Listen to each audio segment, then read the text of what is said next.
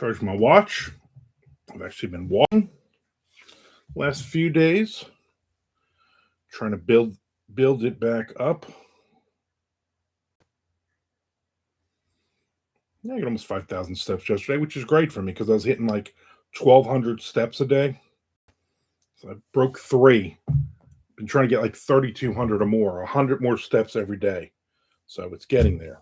Pretty soon I'll be hitting my 6, 10, 50,000 steps a day, 100,000 a minute. Stuff like that.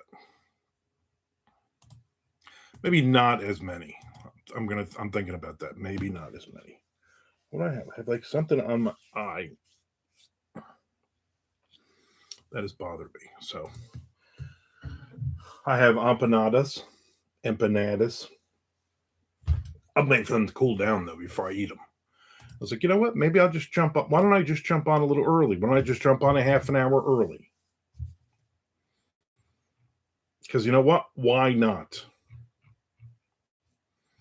Or I can just like, I'm just going to sit here for half an hour. That don't make none sense.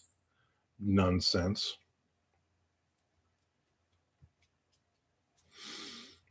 None of the sense is being made. So I'm gonna get some writing in. And then people will start talking to me, and then I won't get much writing in. But I am gonna eat these empanadas.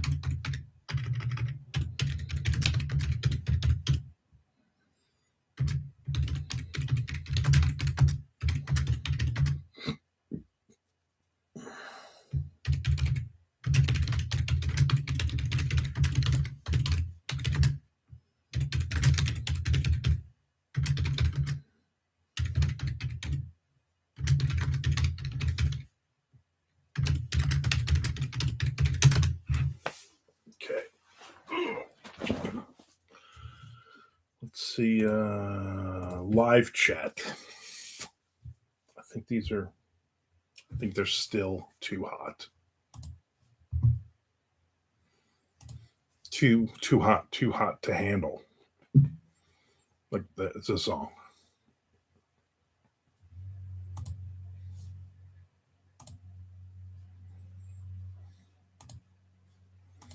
Come in for the empanadas.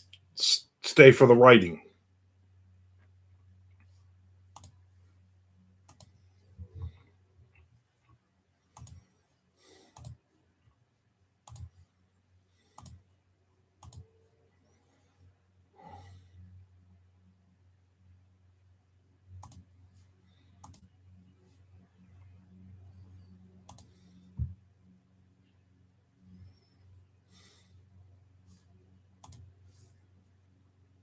Okay. So I think I'm gonna take a bite of this empanada and hopefully not burn my face off. It feels like I'm gonna burn my face off.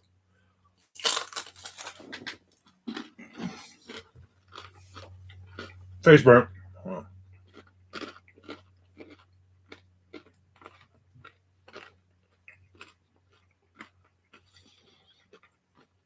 That's pretty good.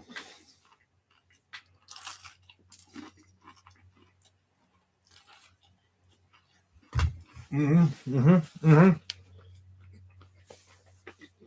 Mm-hmm. Mm-mm-mm.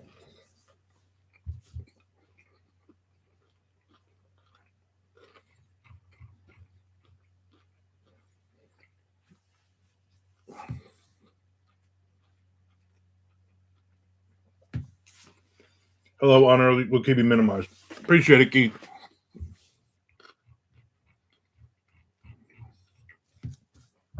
And mentally, I keep you minimized.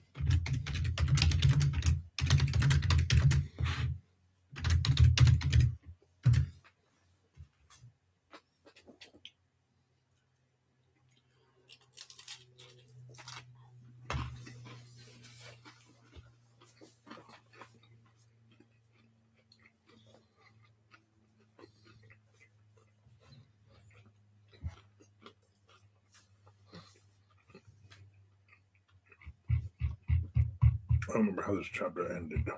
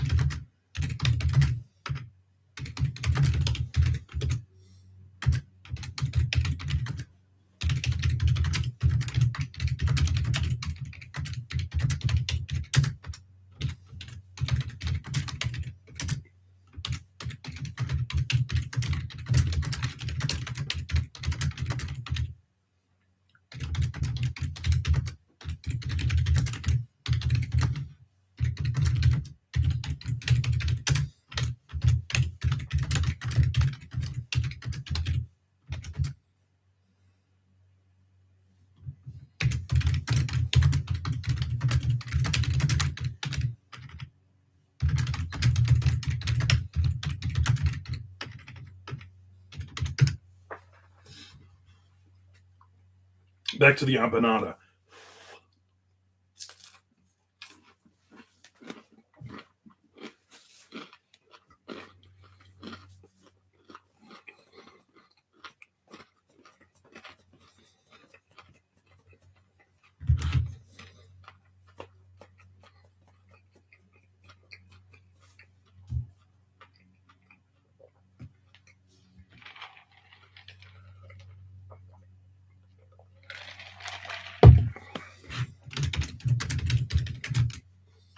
Mm-mm.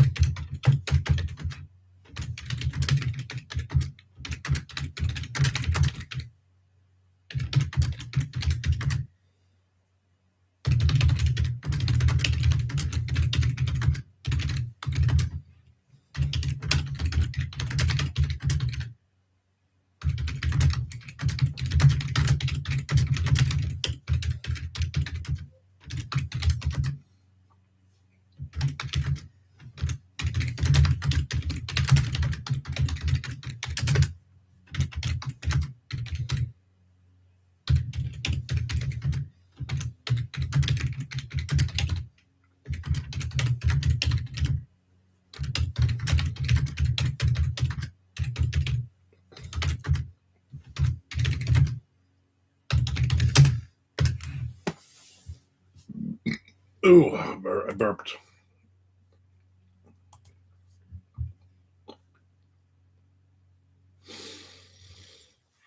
Just getting some writing in.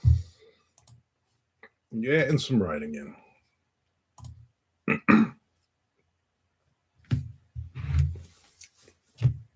Decided to jump in early. I'm like, you know what? Why am I waiting? Why am I going to wait a half an hour? I might as well just start getting some work in. Plus, I got therapy at 3 o'clock, so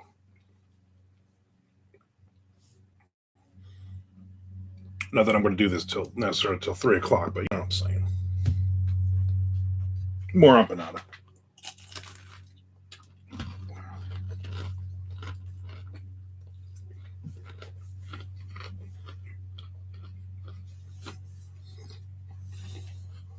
The hell are you doing? A hovercraft?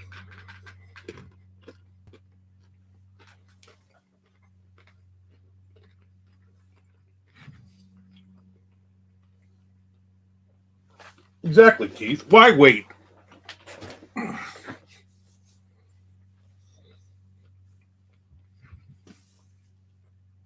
We might as well enjoy ourselves.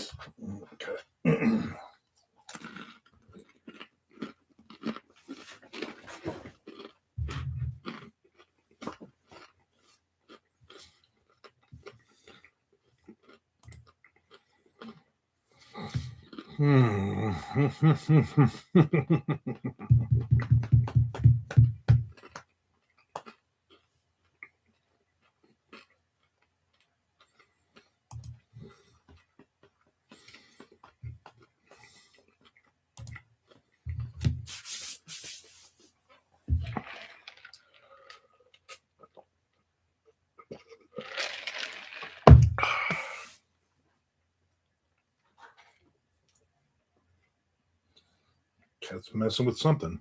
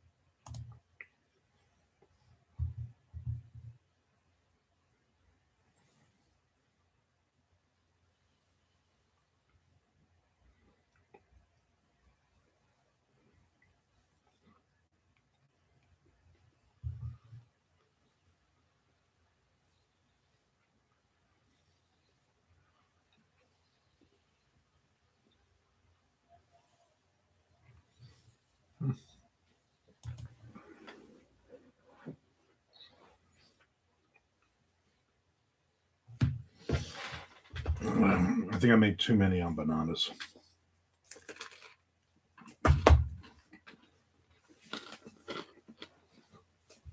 Just made the box.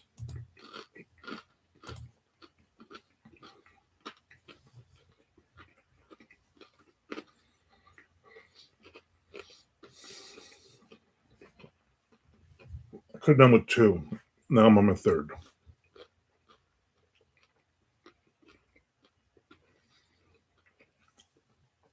Man, what are you thinking?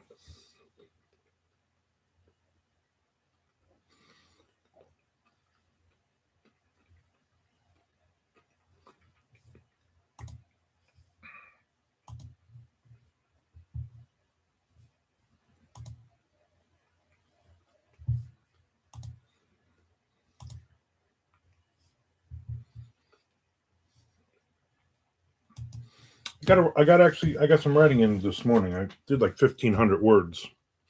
I was up super early, couldn't sleep.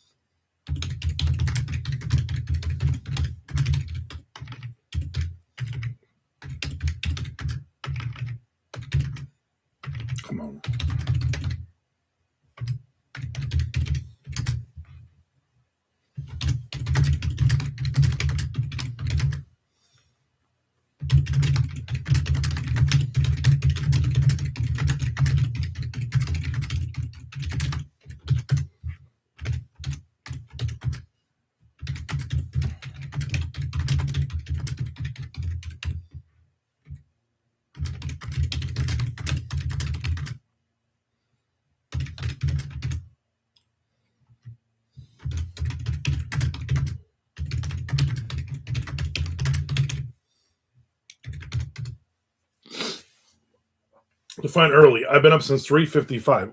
Why? Why? Why were you up at 3:55? Early for me.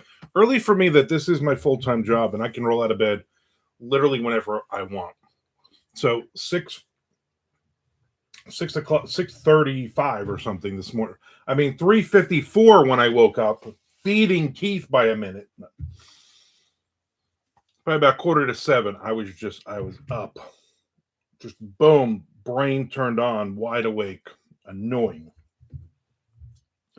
I literally didn't have to. I literally could get up at, I don't know, 11:45 if I want.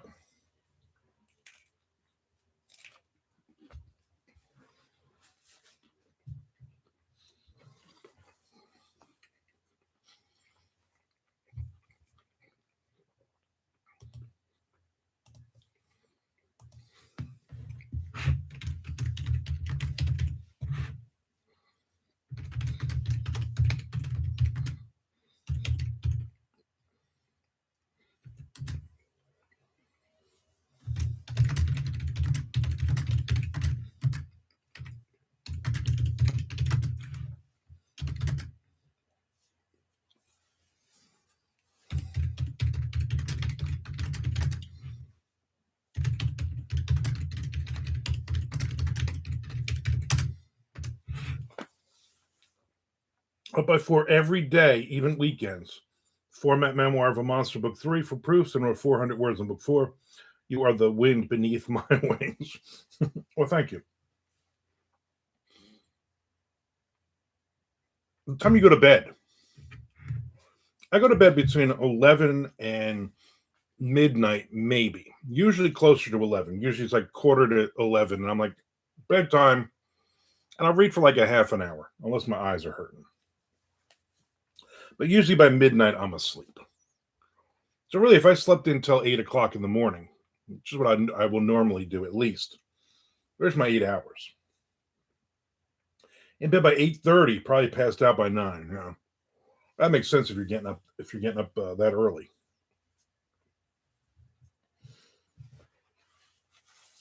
I always hate when I have to get up. Like tomorrow, I have breakfast with a couple of authors that I hang out with once a month, and that's at like 9:30. But I got to get up. But I got to be up by 8 and out of the house by 8:30. And then and earlier if I want actual donuts, because they sell out of donuts real quick and they never make enough, which is annoying. So like all tonight I'll be like, I gotta go to bed. And I just get myself all worked up over nothing.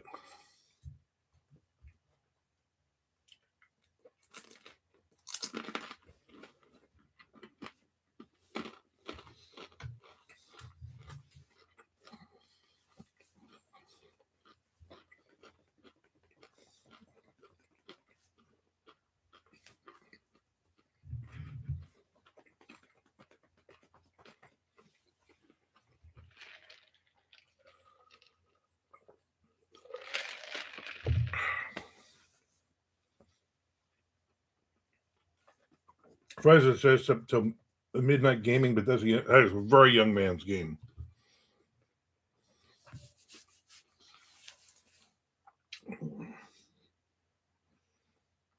Now I watch some TV. My wife goes to bed at like 2, 3 o'clock in the morning, and then she gets up at 8:30 and goes to work.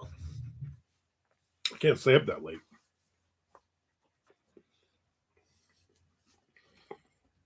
I'm just an old man. Probably once a month I'll be like, it's 8:30. I'm going to bed.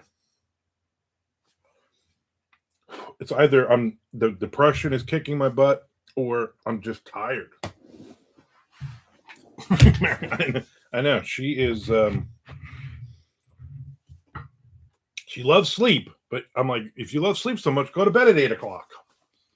Why up till 2 o'clock, 3 o'clock in the morning playing your games on your phone and watching episodes of Psych?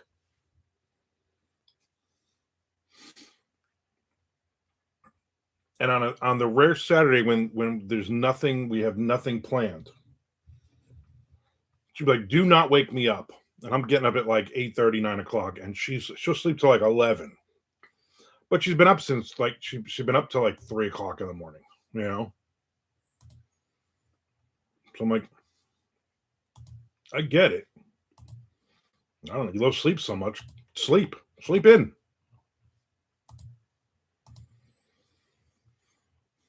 Even if I have something like, oh, I have something at 11 o'clock.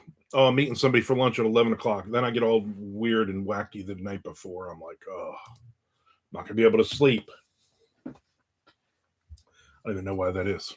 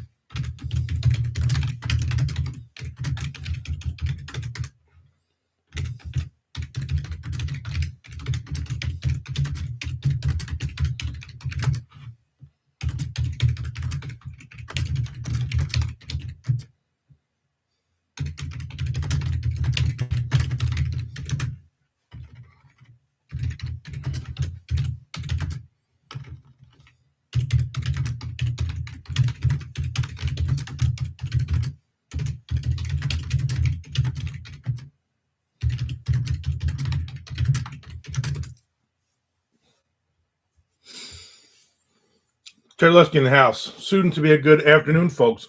Another 3, 4 minutes. What are you working on today? Today I'm working on King of the Mountain, my Southern Gothic noir novel.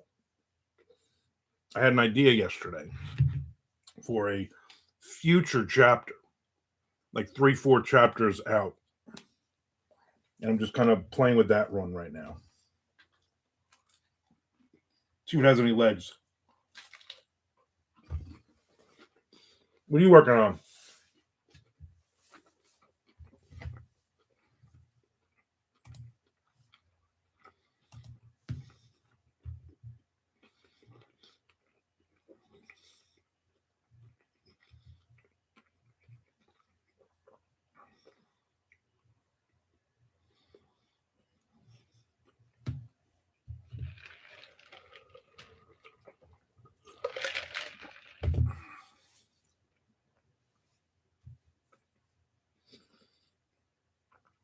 Just still doing my second draft, stretch it out to 34K. So we're going to try for a full 40 by the time I'm done. Nice.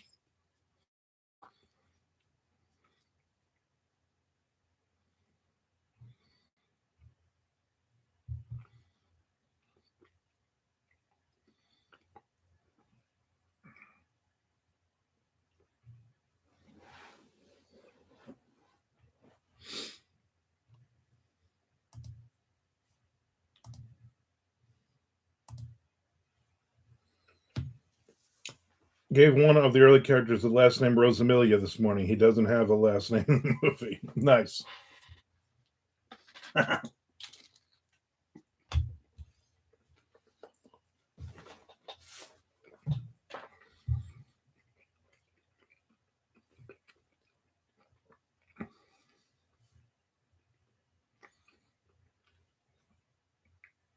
Just like I gave the guy working at the hotel desk. His name is Chad.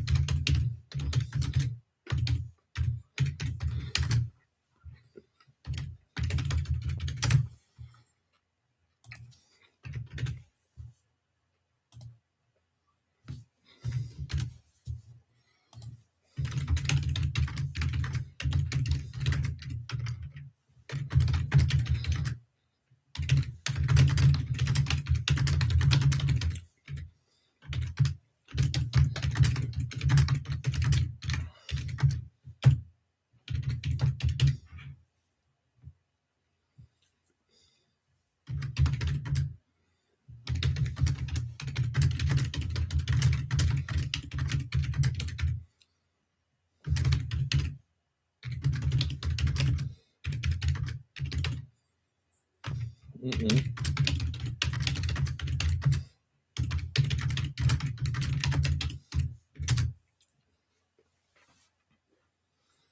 This is most recently I played a skinny podcaster with long hair and hunter's shades to the devil, a cryptid. He dies. Nice.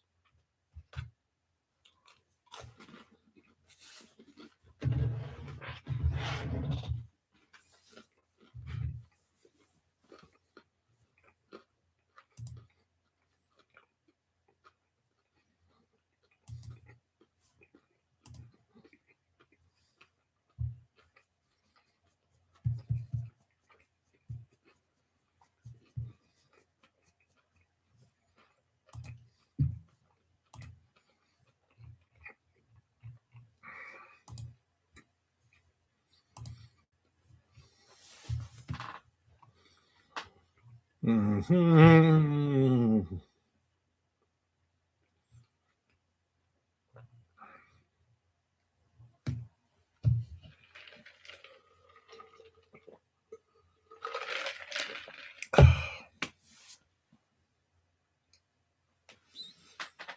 So I can give you my full attention for 30 minutes, then I minimize again. Okay. I have to keep you entertained. I am your monkey. 30 minutes, 29 minutes left.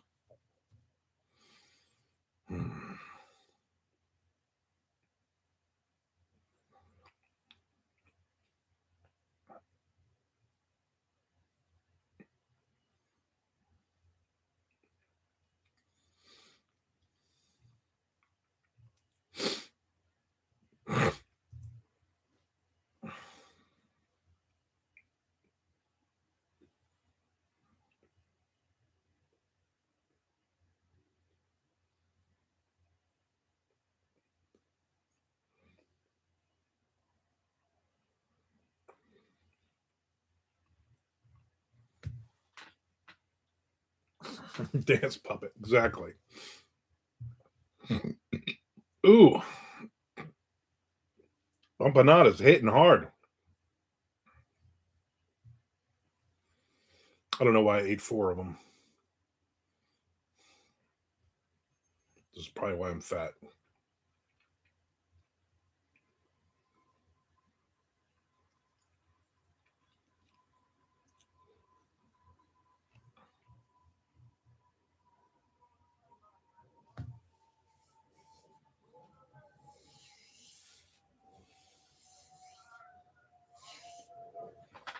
Who's talking? Shut up. 61 degrees out. I got the windows open. It is just really nice out. Which means it's 56 in Athens, Georgia for the rain.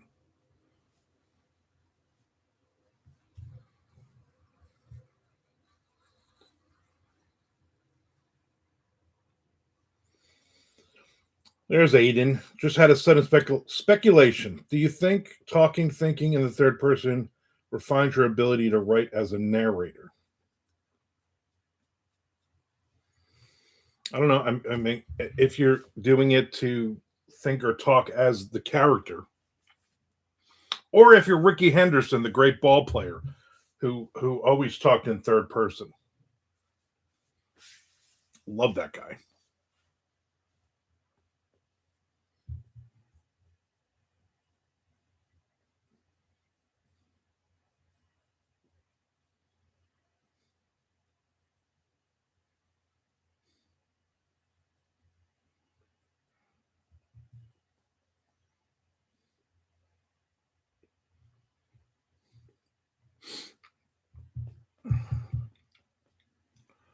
I remember I was hanging out with my wife. We were dating then.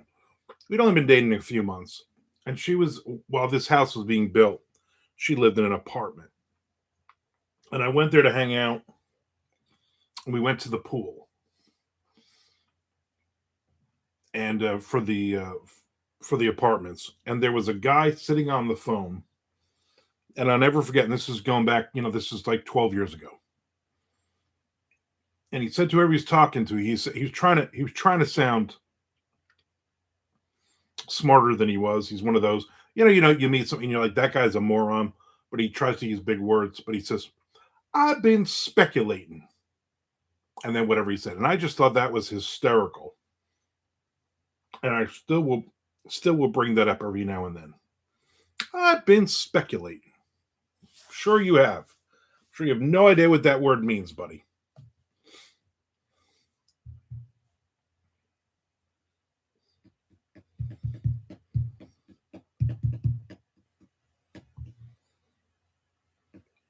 Chad thinks that's what he's doing.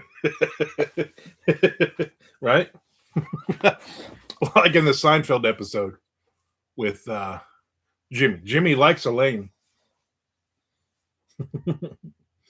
Does he make an appearance in your books? I believe so. I believe in one of my crime thrillers, one of the goons says something like that. But I have no idea which story or book that's in. Yeah, it's basically he's on the phone and he says, "I've been speculating," and then he says something and uses a couple of big fancy words that aren't really supposed to be used in a sentence.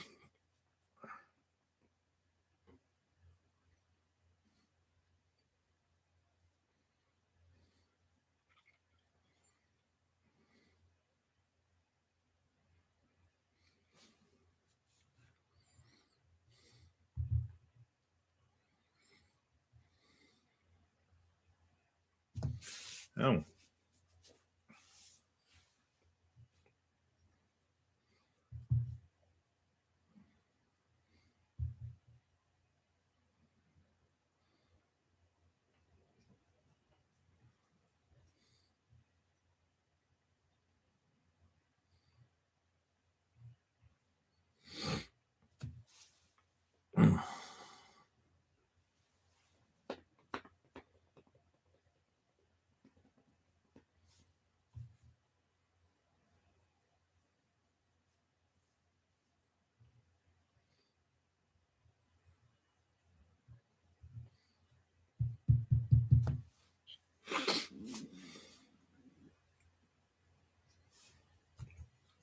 I have no idea. I have no idea where this chapter is going. And it's one of those, when you're reading and you're like, do I just don't write the rest of this chapter? Do I just jump into the next chapter? I got other things. Chess has got about 70 pages left in this David Joy book. Nice. Yeah, I just put it on the pile. I read. What did I read? Oh, the Don Winslow, the final score. I got to do a review of it today after therapy. I'll post a video on it, and then I started the what did I? Which one did I do? I don't know if I look, and I also want to see if my other book came in. Give me a second.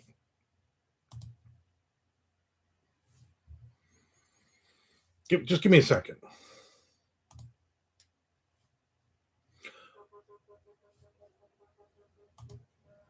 I'm reading, I just started The Friends of Eddie Coyle by George V. Higgins, with a foreword by Elmore Leonard, who said, "This is the best crime fiction story he's ever read." Ever read. It was written in 1972, I believe.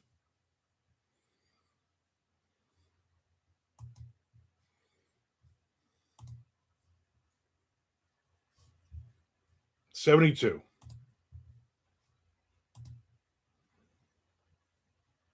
Never read Winslow. Winslow is phenomenal.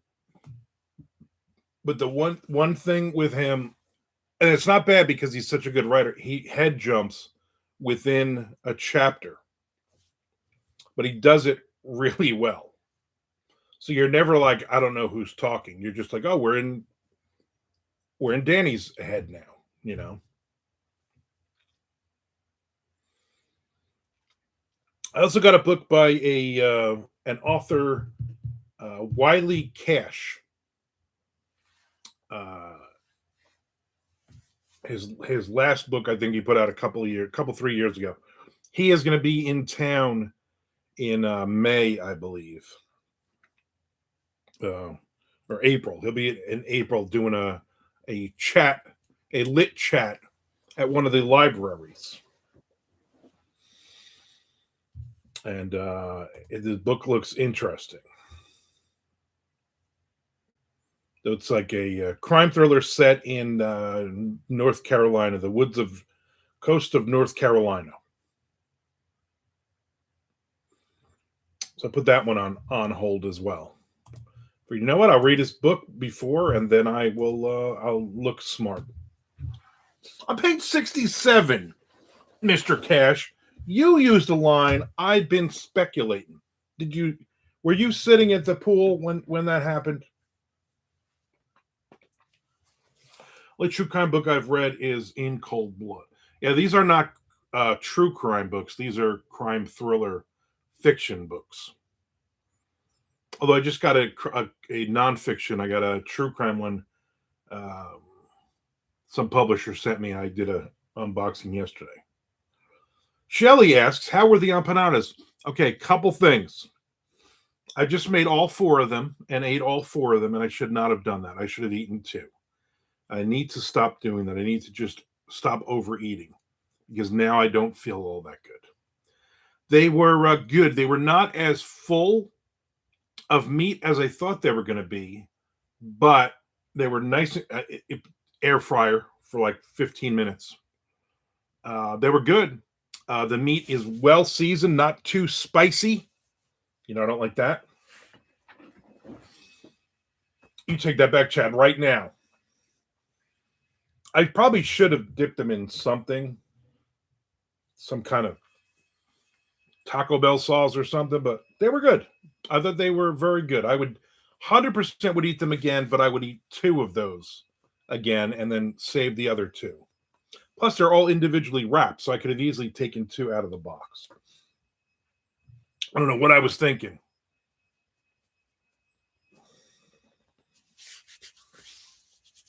But they were very good, so that's a good pick. When you see that girl at the Publix or Winn-Dixie again, you say to her, hey, my husband did love those empanadas. You were right. Good to know, so now we know. Yeah, I think you would like them as well. And you know what? Again, you throw them in the air fryer for like, I think it was like 12 minutes or something. So very, very, very good.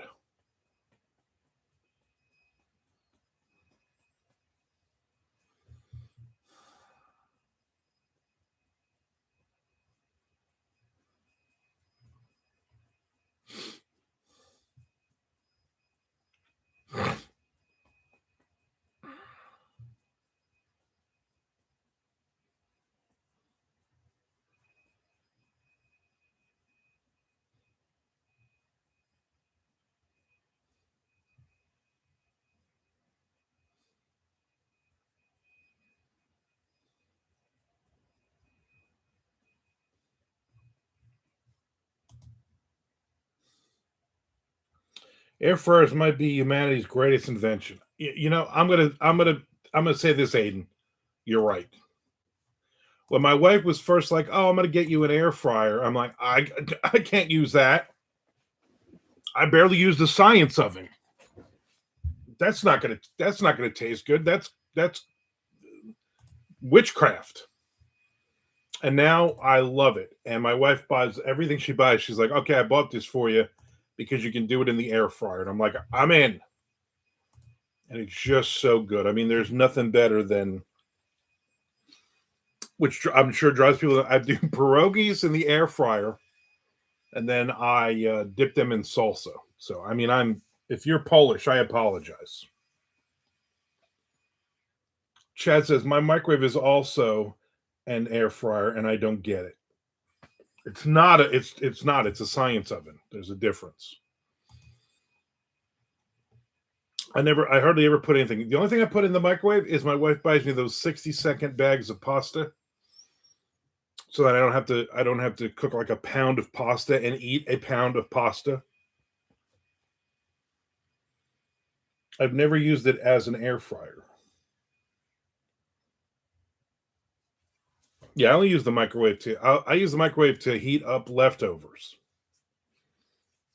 and to make my 60-second bag of pasta. That's it.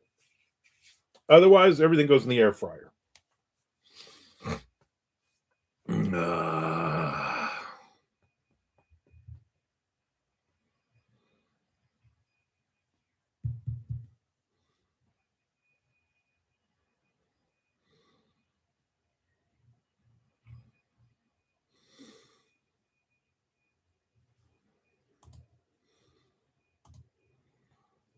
Baseball, we got about another week.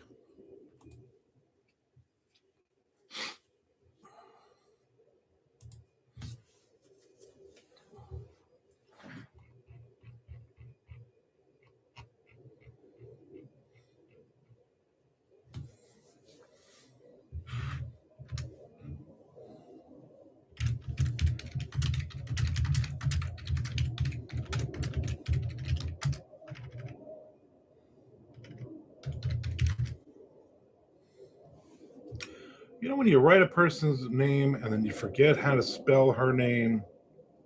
Two N's. Jeannie. Two N's. I don't know why I started spelling it with one N. I'm being serious. My microwave is also an air fryer. What does an air fryer even do? It fries things, but it doesn't really. Don't ever say it fries things in front of my wife. She gets mad. You need oil to fry things. It heats it up, but it also cooks it. Whereas a microwave just heats it up with molecules. You know what? What is the difference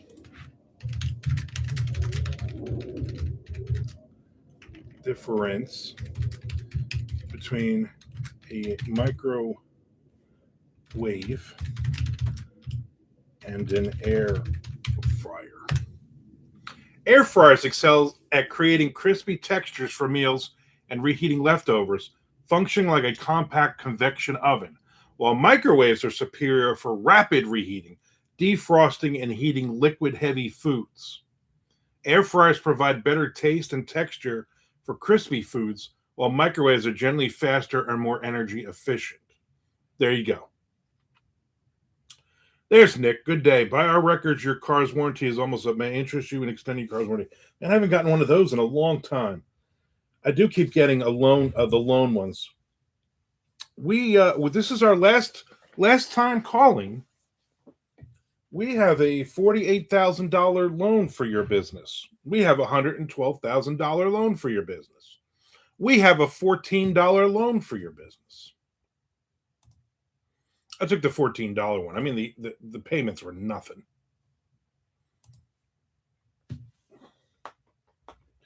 We've spoken with Colleen Hoover, and she said, yeah, I keep getting that same lady in broken English who calls twice a day and leaves a message that they want my book. And then she just says a random title for my book.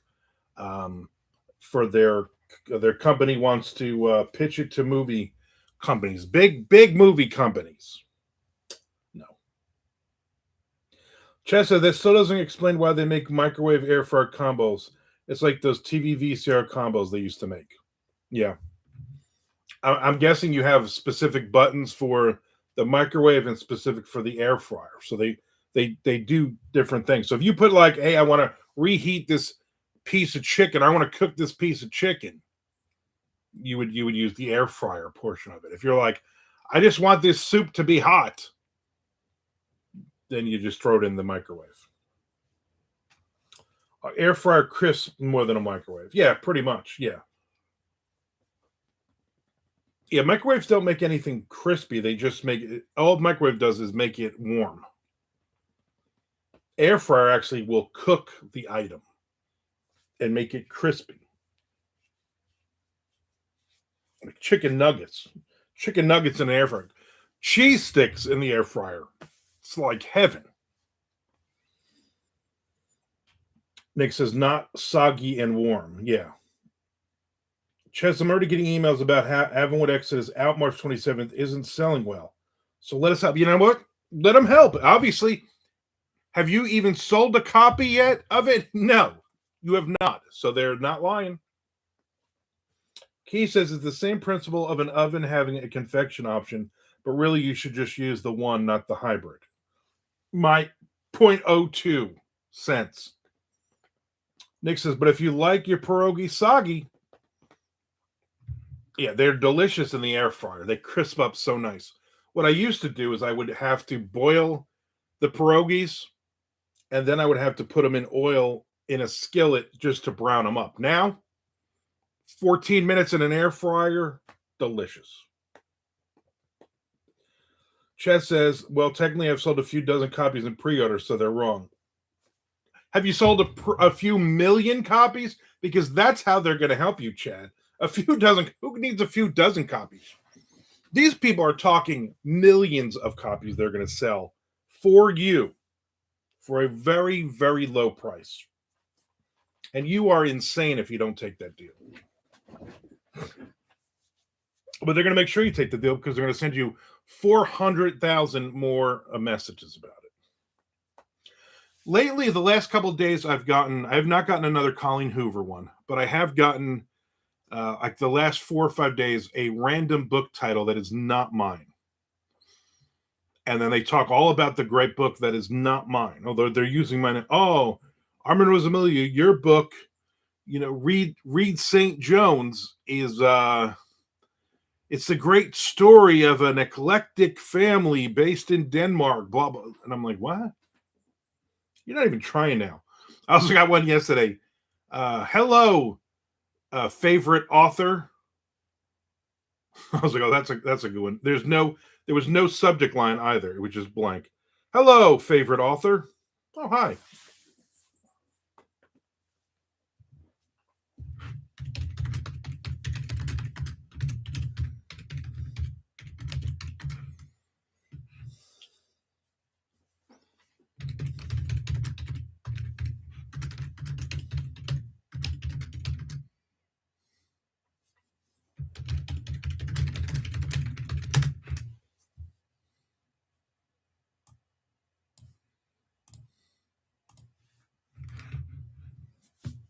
Would you like to expand on that duotrope answer? Yeah. I'll read the question, so because there's several parts to this. Nick says he sent me it's a private text, but I'm going to read it, and if I'm breaking some kind of HIPAA laws, I don't care. Nick says, I know I could ask during your stream, which is what he's doing, but how has Duotrope been the past few months? I let my subscription expire since I wasn't seeing a ton of listings. Has there been any upswing with demand for short stories? My short answer was a lot of places shut down in the last year, but still seeing enough for me to submit.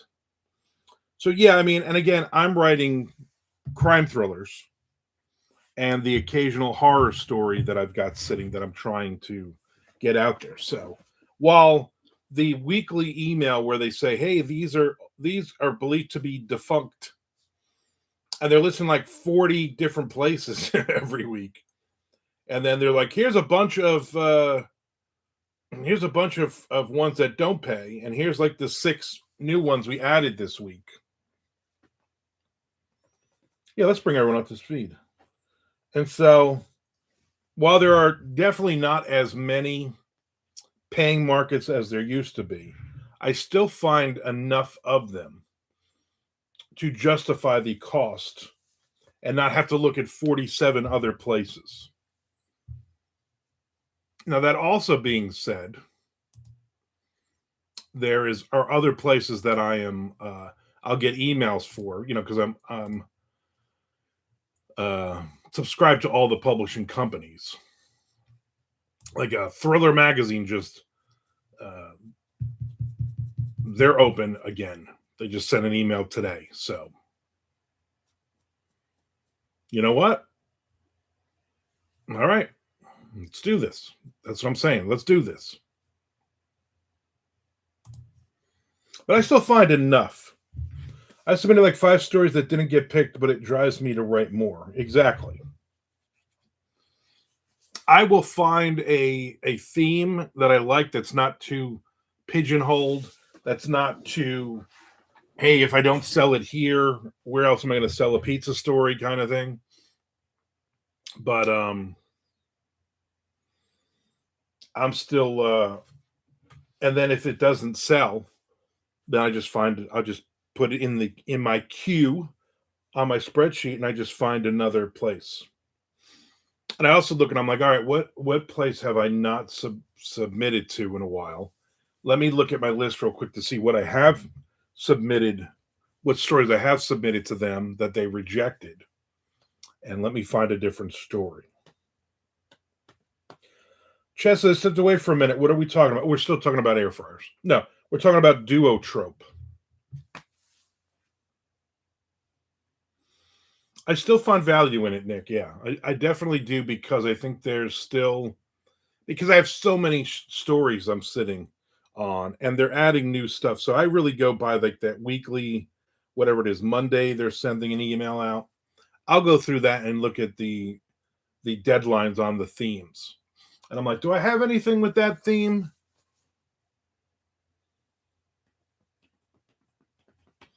Frank says empanadas. Good golly, Miss Molly. Yeah, I ate them. I ate them a while ago. I ate 4 of them. It was too much. Too much to eat 4 of them. I should have eaten 2 of them, but they were very good. Shelly is on, or she was on. I already told her we're going to do empanadas again. She says, "Oh, okay, yeah, I don't know much about Duotrope. It's like my one-stop shopping for short stories. If you're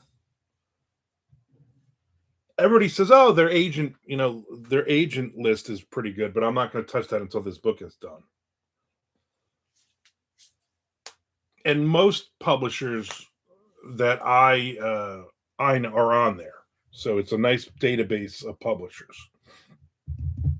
But then the problem is, you're like, I have a novel, I have a crime thriller or a horror novel, and you do the search and it pulls up 500 publishers. And then you go, okay, any of them that are currently open, and then it's like 7. Frank Dutrope has a fee to join. Yeah. So that Thriller magazine pays $15 per story with a $4.49 processing fee. Really? I literally just saw the email. I haven't opened the email. I just saw it in my email. Nick says, "Is that a new norm?" No, I don't believe so. Is that really what they're doing? Let me look at that. That seems weird.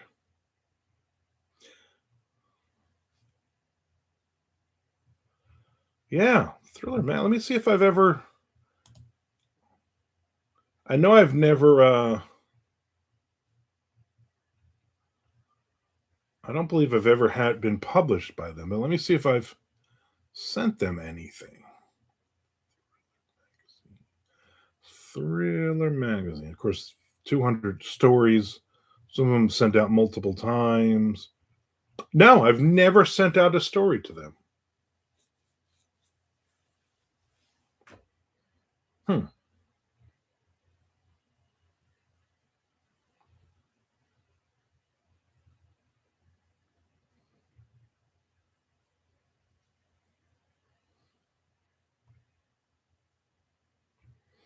No. Well, that's good to know. Yeah, I'm not doing that. No, that is not the new norm. Norm. But we will delete that email. Thanks for bringing that up.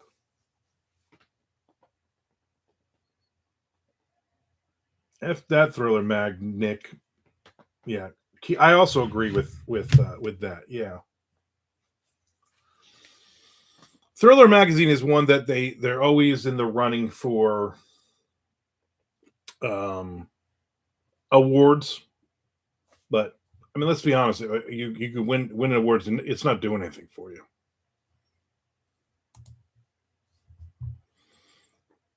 And it's not worth making $11, right? Whatever they get 100 submissions, so like $449 in fees. Then they buy 10 stories at 150. Yeah, bam, good on them. Yeah, you know what? I guess so. And a lot of people submit. I bet you they get more than 100 submissions. Win, lose, or win. Frank knows. So this morning for my coffee of the day, I got up super early before 7 o'clock, just wide awake, annoyed. And I make coffee, and I'm like, I just grab a new. Oh, I haven't had this coffee this flavor as far as I know, because let me open the box. I open it, I put it in, I sit down, and I realize, oh, it's iced coffee, K cups, and it just tastes weird being just hot coffee. I figured, it's probably just, you can make it a hot coffee. It just tasted weird. So then my wife had to go get blood work. I don't believe she passed out like I always do. I said, "Hey, can you show me on the magic coffee machine here, because I know we have a cold brew button for iced coffee." And then she showed me how to do it. I put it in, and I'm like, you know what? It does definitely taste better as iced coffee. Frank, wide awake and annoyed, the life and times of Armand Rosamilia. Here's the thing, Frank. I'm turning over a new leaf very soon. Maybe tomorrow. You know what? Tomorrow, Positive Friday. You're gonna get nothing but positive stuff out of me from now. No, I need like 1,000 more hours of to monetize. Once I get once I'm monetized, maybe then I'll be a little nicer. I don't know. I feel like me being so negative, everything drives up the everything. So I have 3,083 hours now. So 917 hours. So everybody today watched 917 hours worth of not just by yourself, all of you, all yous. That's hysterical. By the time MondoCon comes around, nothing but positive from me, buddy. Somebody will start talking crap about somebody. Be like, whoa, whoa. You know what? I don't follow the Buddhist mentality. I follow the Jay Wilburn mentality. Maybe they can't help it. Maybe there's something going on internally with them. You don't know this person, everything about them. It's the final countdown, exactly. I'm gonna have that in my head all day. Thanks.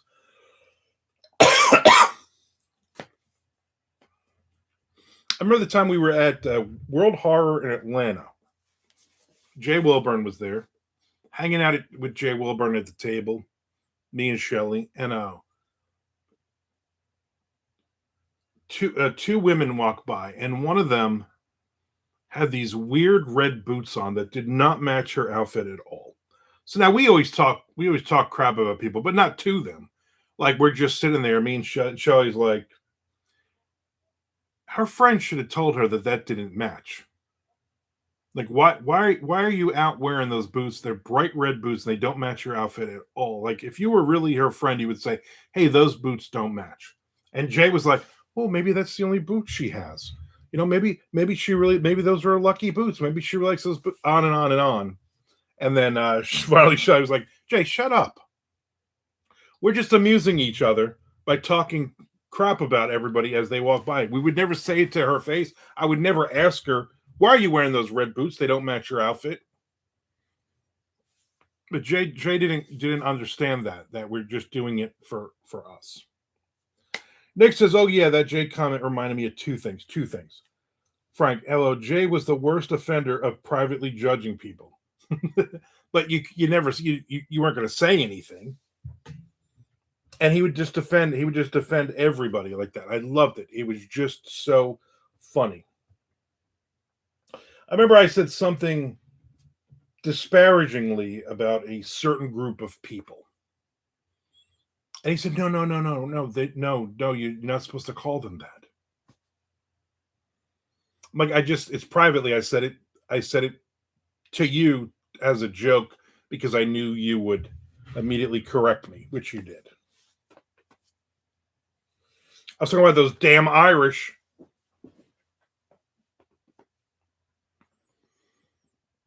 And Jay was always quick to defend, but every now and then there was somebody that he just did. That one girl who hung all over me at that Scares That Care that time.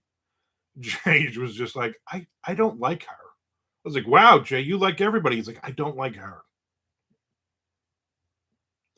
Jay would judge you to your face while acting like he was patiently listening to what you had to say.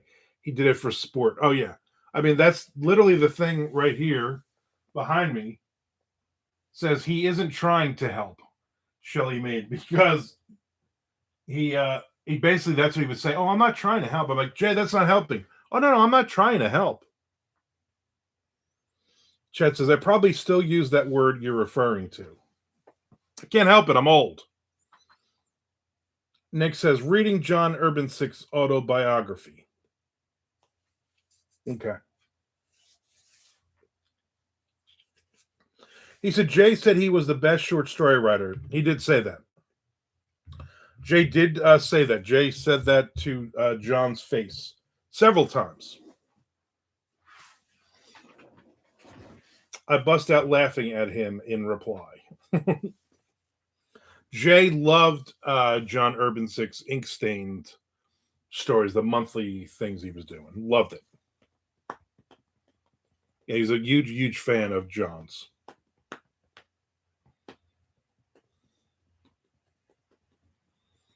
What else you got? What's the other thing you got? That's funny. Urbansik put that in his book.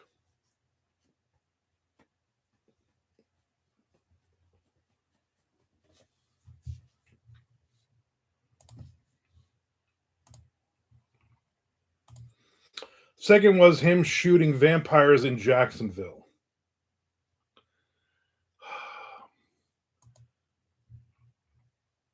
What book is this? I'm going to have to read this.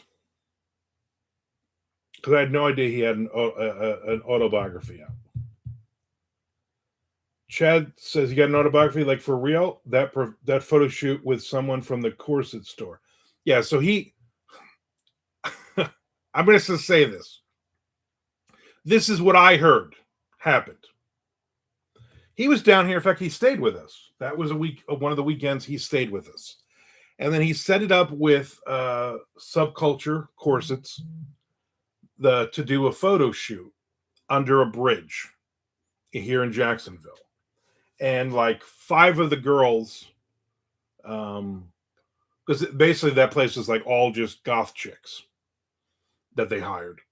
And so they all went with John. They met him there. And I remember Subculture Corsets basically paid them like their hourly to do this. And John was going to take pictures for the shop. So he took a bunch of pictures with him. I'm not going to say he creeped some of them out. I won't say that because I wasn't there. But he took these photos for a long time, and then nobody ever saw the owners of Subculture never saw the pictures. You're supposed to take the pictures for them, like that was kind of the deal. And so they ended up having to shell out like hourly pay for all of them. And then he never showed them the photos.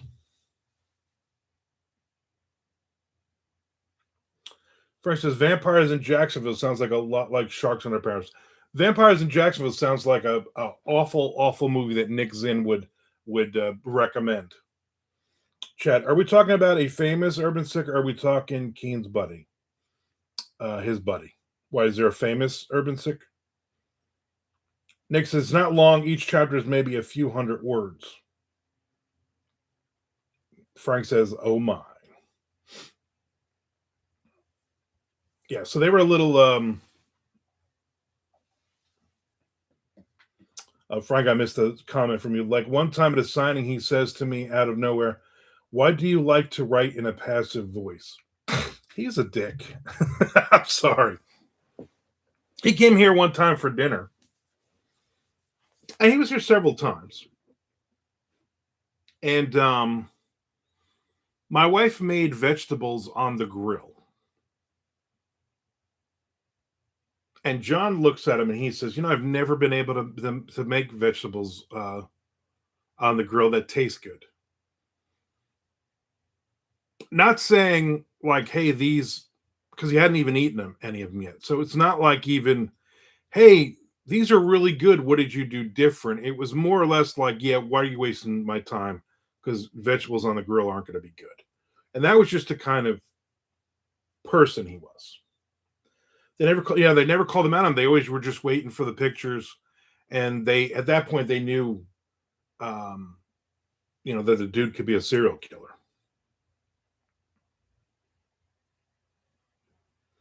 Nick said, I found it funny. He wrote about the Jacksonville thing because you mentioned it. He made it sound very artsy.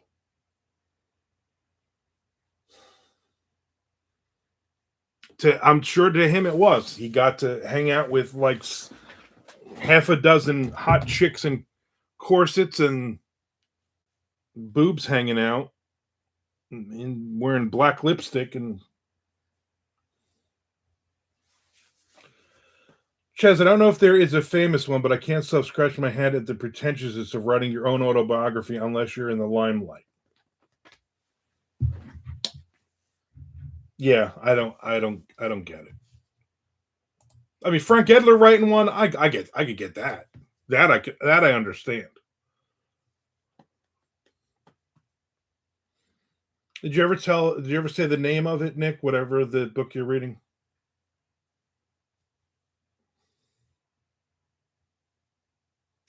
He includes his photos, but not from that shoot. Yeah, no one's ever seen those. Those are for his own personal gratification, I guess.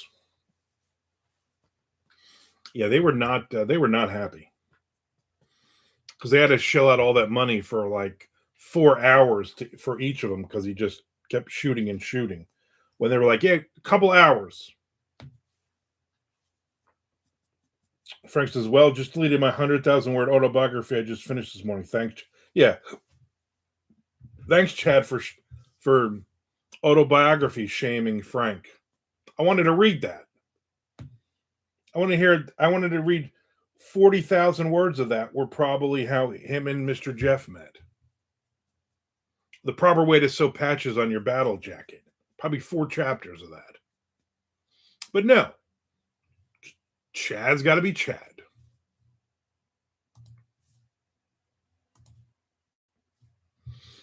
Chad being Chad.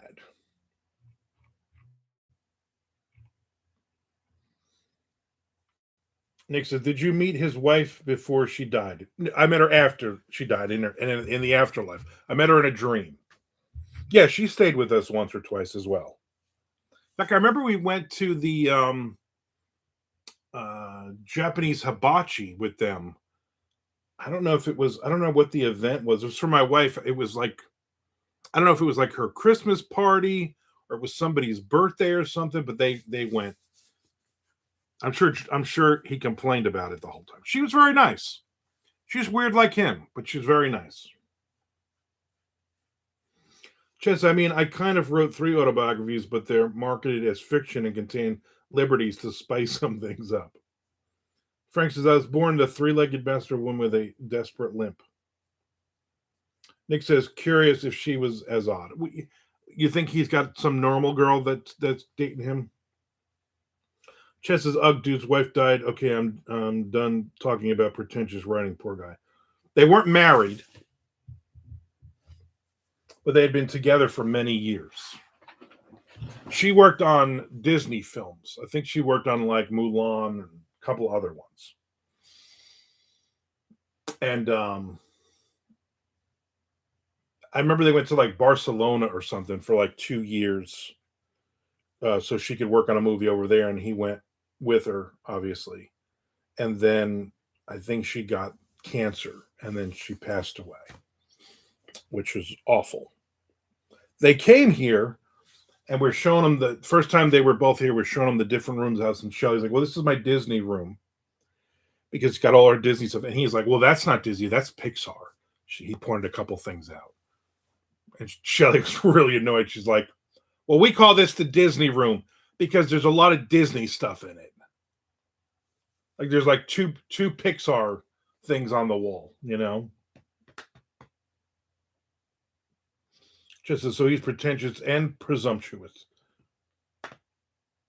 You jest, but you're right. Yeah. So anyway, that was. He's not a bad guy. I like him. He just says really odd things. Like he was when the last time I saw him at AuthorCon, obviously not this year, last year. He said, "Oh, because he's living down here in Florida. He's living at his mom's now, near like Orlando or something." And he's like, "Hey, I'm driving back down, but I won't be able to stop at your house in Jacksonville." Okay. I'm like, I didn't invite you to stop at my house. I don't know why you would say that. It just seems like a weird thing to say. Frank says, "I find myself compelled to avoid him at cons." Yeah. He's, he's not a bad guy. There's a lot of bad guys. He's not a bad guy. He's just so weirdly odd. Pretty much anything he says is presumptuous.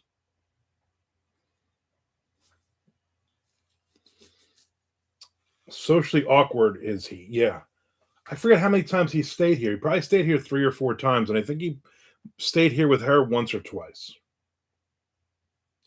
Just like Brian Smith, but a different vibe. Yeah, but let's be honest. Most of the people in that celebrity room uh, are socially awkward.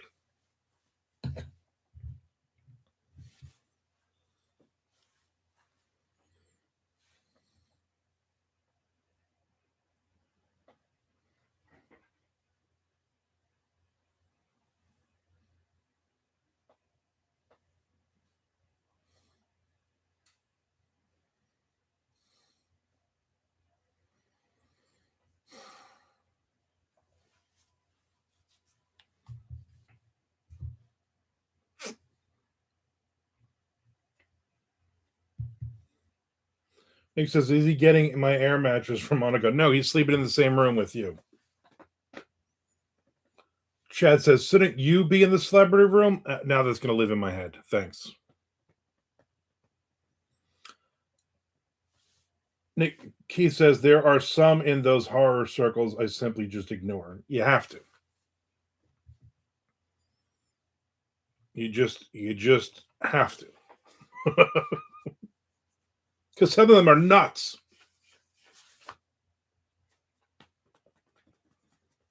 I mean, I'm sure they say it. I'm sure some of them have no clue or concept of how things work say that about me. I know I say it about Keith all the time. Just as you have to ignore about 70% of them, Keith. Yeah, at least. Your shirt, Pixar. Yeah, exactly. A Pixar shirt. I'd be like, "Oh, this is a Dungeons and Dragons shirt." He'd be like, "No, no, that's a Dungeons and Dragons cartoon shirt. It's a different thing." No, it's really not.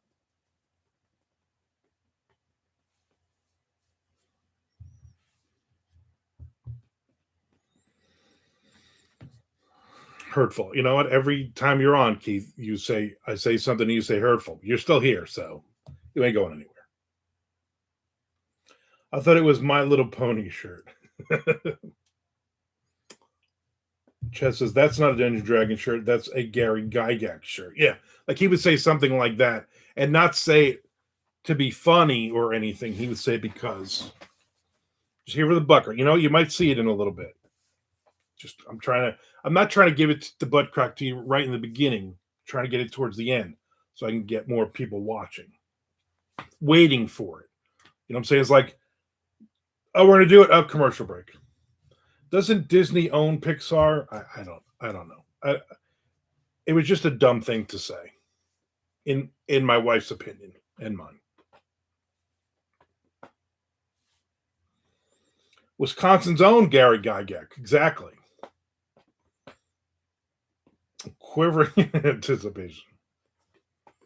I believe Gary Gygax was cousins with Ed Gein. So Frank says yes, Disney owns Pixar. So there you go.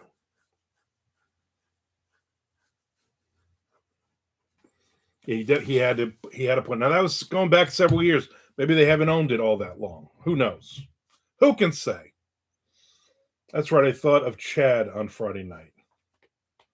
What were you doing on Friday night? You were thinking of Chad. That's kind of weird.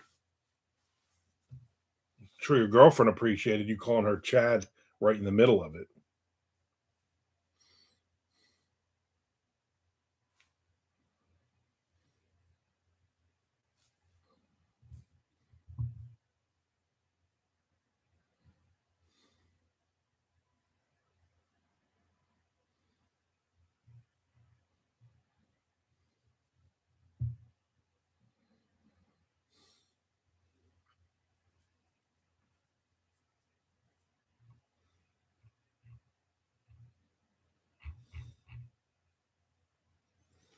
Disney bought Pixar back in 1928.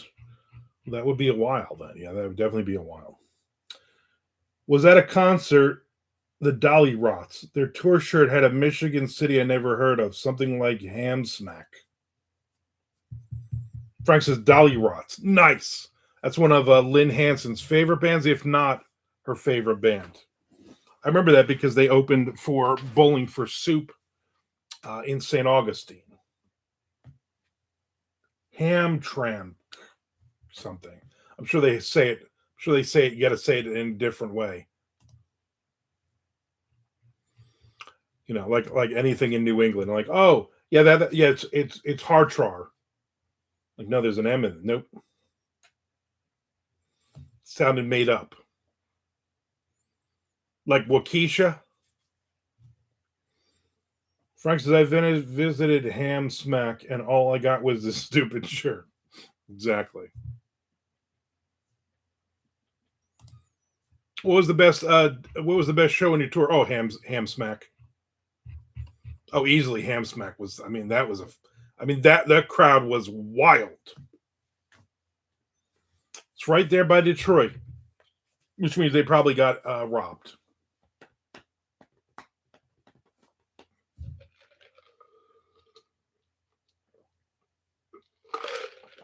Oh, Hamtramck. The Hamtramck Civic Arena is a crown jewel. Also, the Ham Smack Diner. Wonderful, wonderful disco fries.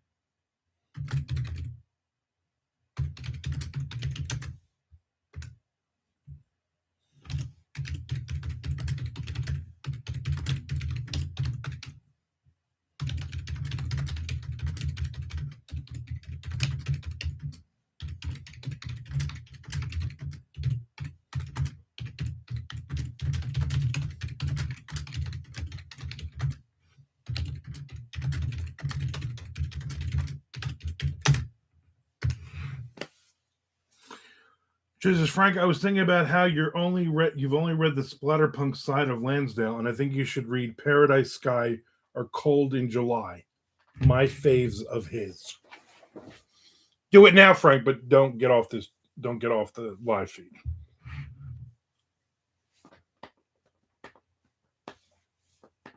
I want to thank everybody for watching so far. Hitting the subscribe button if you're new. Appreciate it. Watch a few other things. 3-star. Everything's 3-star with you.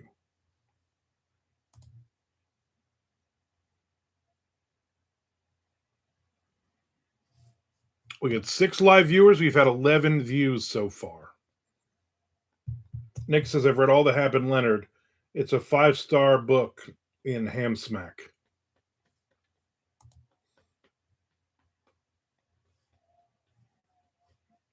Ham Smack. That was my nickname in prison.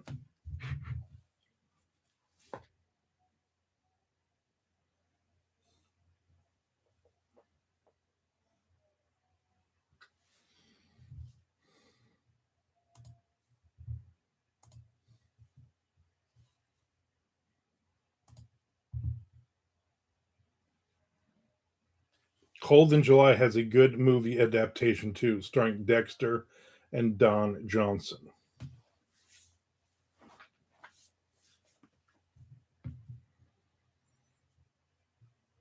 I need to watch more movies based on books that I've read or want to read.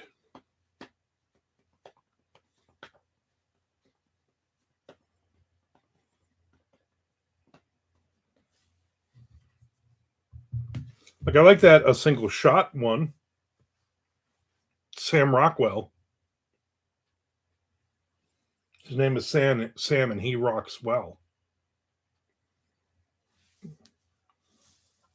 Got a castle in Brooklyn. That's where he dwell.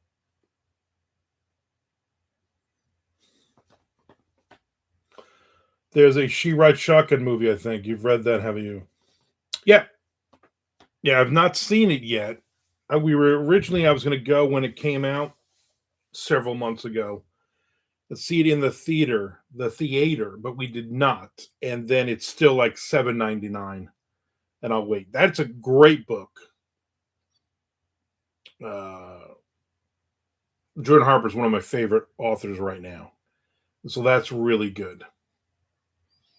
And that Crime 101 with the dude who plays Thor, Halle Berry's in it though, which is not good. That's based on a Don Winslow novella. But again, we haven't gone to the movies to see it. Chess says, I just bought that book a few weeks ago. Nick says, Cold in July is messed up. Messed up hard. Sorry for yelling.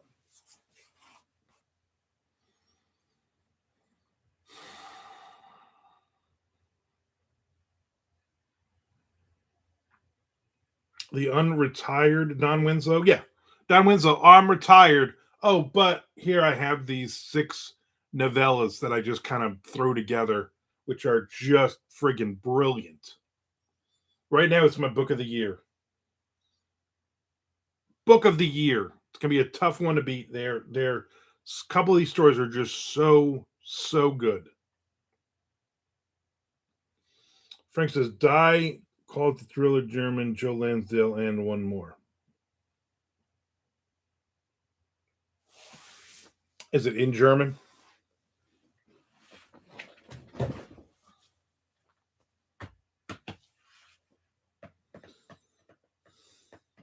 Nick says, my book of the decade, Exploding Bears. I can see it. Yeah, the Don Winslow, the latest, the final score, I will be doing the video, my book review video. Spoiler alert, loved it. I'll be doing that this afternoon. It's just that good.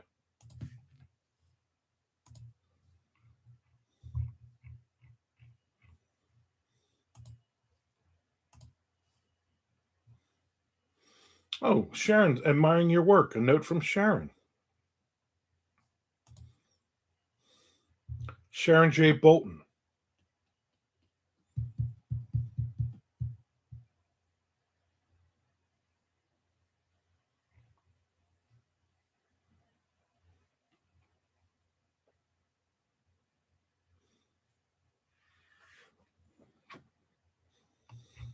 I wonder if there's actually people that are actually like trying to talk to other writers, but because of all this spam stuff, they're like, no, like literally, like you send a message to a writer, like, I love your last book. I would, love to chat with you, and they're like, oh, spam, because you know what, you get 400 of those a day.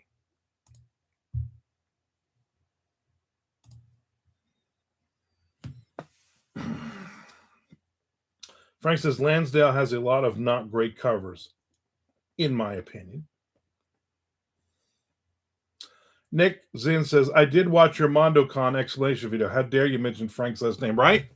I know I really screwed that up. I should have edited it, but no, I'm not going to edit things. Chess, I joined another book club. I'm a busy man. It was capped at 25 women, but they let me in, said they couldn't resist, probably because of the hair. I had no idea it was all women. What are you reading? Romance? Reverse harem romance books? Hockey romance? Frank Ellis says, appears Cold in July is only available in German on Amazon. Chaz says, we're reading thrillers. Nice. They had no idea you were all woman either, so it's a wash. Right, exactly. Wash. It's a wash.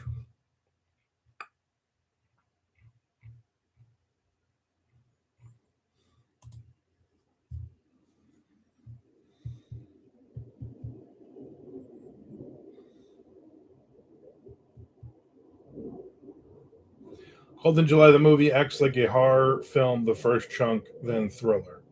Cold and Dry is straightforward crime fiction. Paradise Sky is a violent epic western with Lansdale humor and quirky stuff.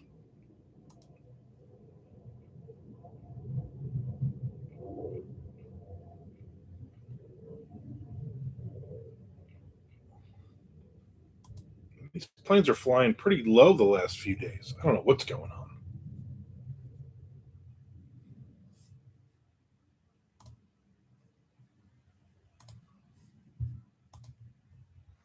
I don't know what's happening.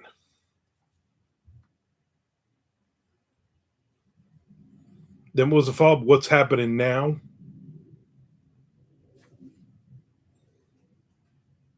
How late am I? I usually show up with 30 minutes left. You got about 20 minutes left. You know what? Let's make it good.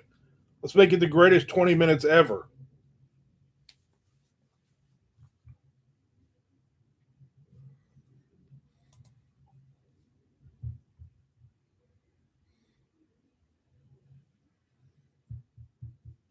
You did miss a ton of great talking though. You're gonna have to go back and watch this 3 times. I noticed that when planes are flying low, it's because they're not flying high. I don't know if you can really prove that though, Frank. I mean, it's a theory. I'll give you that.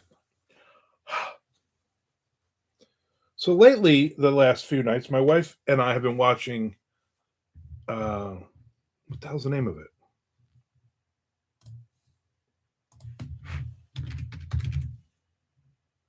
Filthy Fortunes. TV series where they basically, it's the guy, remember the show Hoarders? Apparently it's the guy who was on that show, and now he does Filthy Fortunes. And him and his crew will go to a house that's like a hoarder house, but they actually have stuff that's worth things in it. And they'll basically say, like, okay, listen, for $15,000, we clean out the house. Every room, we throw out garbage. We get a team in here, 3 days, 15 grand, we throw it out. And then anything we sell after the 15 grand, we split 50-50. And then they will go in and then they'll find, and they're like, oh, I got this vintage Cadillac. It's worth like $25,000. And then they go and it's all rusted, falling apart, and it's worth like, the guy gives them $500 for it.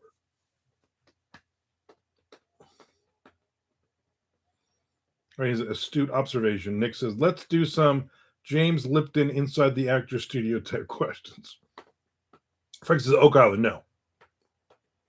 Chess says, we talked about writing autobiographies to an audience of 3 and about how Lansdale's covers aren't as good as Edler's covers and about Gary Gygax owning Disney.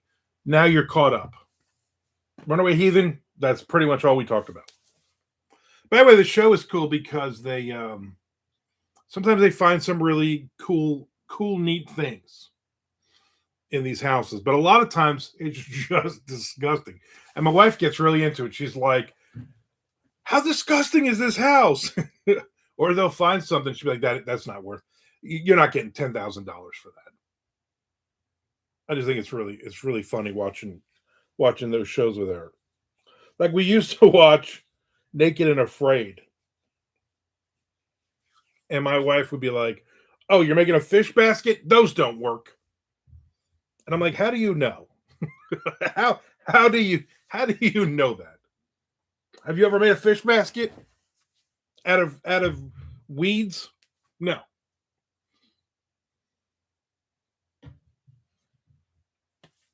So that's our new thing we've been watching for the last few days. I also watched we watched this week's what is it, R.J. Decker, that show. I like it. I mean, it's a formula. Again, it's goofy Carl Hiaasen stuff. Chad says, "LO, those baskets work great. Not on Naked and Afraid, they don't." Or no, he says, "My hubs and I watch Alone a lot. I've never watched that. I want to. I'm sure it'll be one of those. My wife will be in Atlanta for 2 days or something. I'll be like, you know what? Let's watch. I'm going to watch Alone. I'm going to watch Alone by myself for 400 episodes, and I'll catch up. I like those shows because I will never ever do any of that. I've never watched The Naked and Afraid where those baskets actually caught anything. Chet says, you've got to watch the Vietnam dudes building stuff DIY out in the jungle. They make those basket traps and catch a ton of stuff. Not on Naked and Afraid, they don't. Of course, those people are going out there to do it because that's what they enjoy and they know what they're doing. On Naked and Afraid, a lot of times it's like people who are like, "Oh, I'm going to be on this show. Let me take like a 2-week course on how to make fish baskets." Half the time they go through most of the show without even being able to make a fire.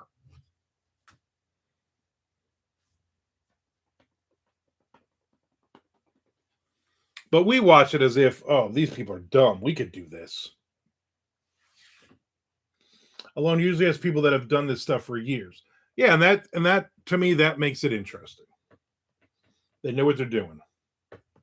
Nick says, Armand, when you meet God at the pearly gates, what's the one word you'd like to hear from her? There's a couple things there, Nick. I'm gonna unspool. You think God's meeting everybody at the pearly gates? I don't. I think God's in there somewhere having a good time, hanging out, talking to people. He's like, go ahead, Groucho Marx. do that funny thing again. Hey, let's hang Houdini off of this cliff and let's see if he can get out of this time. Like, that's what I think is happening. But I do believe it's got to be a her, right? I mean, it's got to be. Says, my wife watches that show Alone. She loves that survival stuff. I don't think she likes Naked and Afraid though. Yeah, Naked and Afraid is like if you like survival stuff, but you want to see people stupidly doing survival stuff, then you watch Naked and Afraid. Like shows like Alone and stuff like that. There's a couple other ones like what is it, like Below Zero, something about zero. Those are people, Mountain Men. Those are shows that people know what they're doing. Nick says, I haven't seen Oak Island. Did they find more boulder dirt? You know what? I didn't watch it either. Totally forgot this week. I did not watch it, and I guess so I probably will watch that and Expedition X. I'll watch it tonight because my wife will be at her mom's for dinner. So I'll watch both of those shows tonight. We'll talk about it tomorrow, Nick. Watch it tonight. We'll talk about it tomorrow. Big A thinks everyone goes to a bar. Boy, the Mormons would be upset. The Mormons, they don't go to that bar.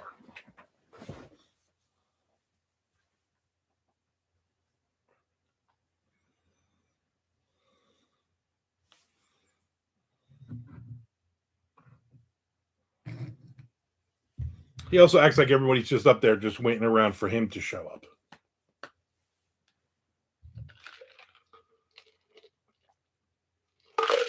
Like when you go to heaven, does your ego go with you? Like if you're obnoxious living, are you up there and you're like, yeah, he's still, yeah. Oh, I remember this guy. Yeah, he is obnoxious. And like if you're in heaven, you're like, do you even know? Like, yeah, I don't want to hang out with this guy. Oh, I got to hang out with this guy in this bar for eternity. I don't think so.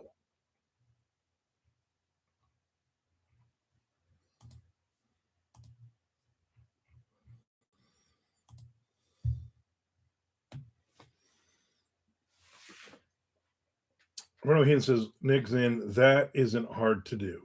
Chaz says, watch Knots Landing tonight, Nick. We'll talk about it tomorrow. Columbo, too. You know who will probably watch Columbo? Is Shelly. Because her mother finds a random show like that. She was watching Ferris Bueller the other day. Her mom put it on.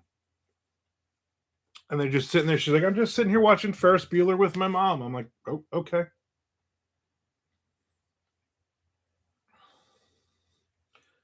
Nick says, is Expedition Unknown coming back since Expedition X season ended? Did it end already? I thought there was an episode last night. Is that the season finale? Yeah, I would imagine then Expedition Unknown usually will come back. Nick says, do you get in the celebrity room in heaven? Thanks. Now I'm going to be thinking about that. That's going to be living rent-free until I die. Nick says, got it, Chad. Falcon Crest and Mannix.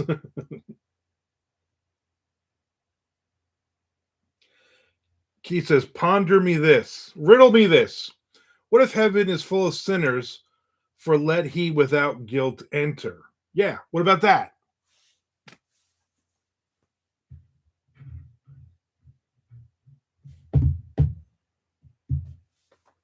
Chad says, John Bowden watches Columbo religiously too. Frank says, Columbo is great. So upset they canceled Poker Face. I never saw that. And then it was canceled. I'm like, I'll watch when I watch it.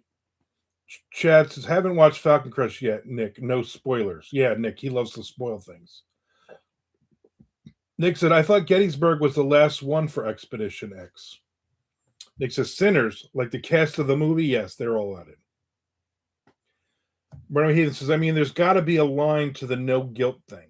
He says, and we're in hell because we stole a candy bar when we were 10 and still feel the shame. Nick is very upset about Poker Face.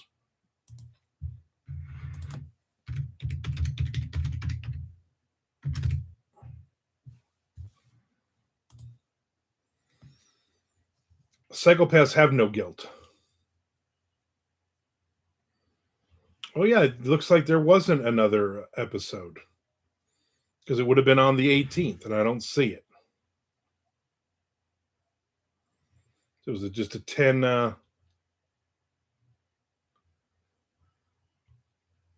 episode season.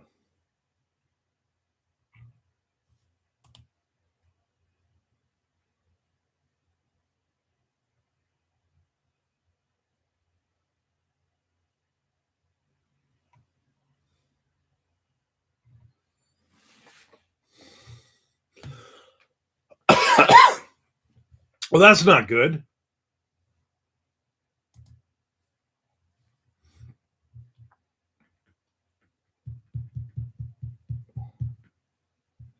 Well, I guess I'm not. I guess I didn't tape it last night. That's how you ended the season, the cheesy Gettysburg one.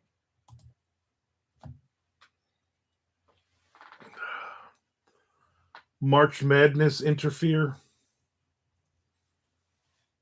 Probably not on that channel. Oh, you don't know because everybody owns every other channel. Chad says, next topic, best discontinued breakfast cereals. Keith says, my young and the restless is off for the next few days because of basketball. Chess says, I haven't caught up on this year, Keith. No spoilers, particularly about Victor. I saw a very upsetting headline. Nick Zinn says, Fruit Brute.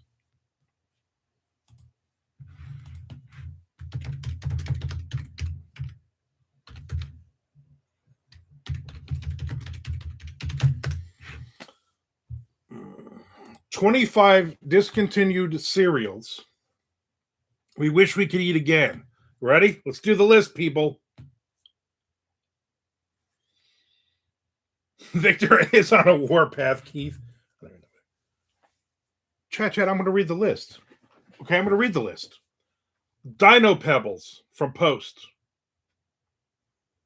Came out in 1990. Cinnamon Mini Buns from Kellogg's.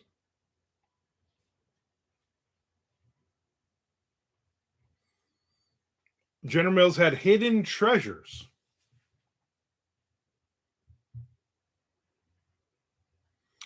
The little bite-sized piece of cereal had a fruity center, but not every bite had that delicious filling, which made it a treasure hunt to find the perfect bite. I never even heard of that. Crazy Cow by General Mills. It made the you can make your own strawberry milk with it. Hidden Treasures was Frank's dancer name. Isn't it like the Flintstones pet pronounced Dino? Yeah, it is. All right. Oh, I said a word wrong, Chad. Last night we watched, or not last night, maybe a couple nights ago, we watched a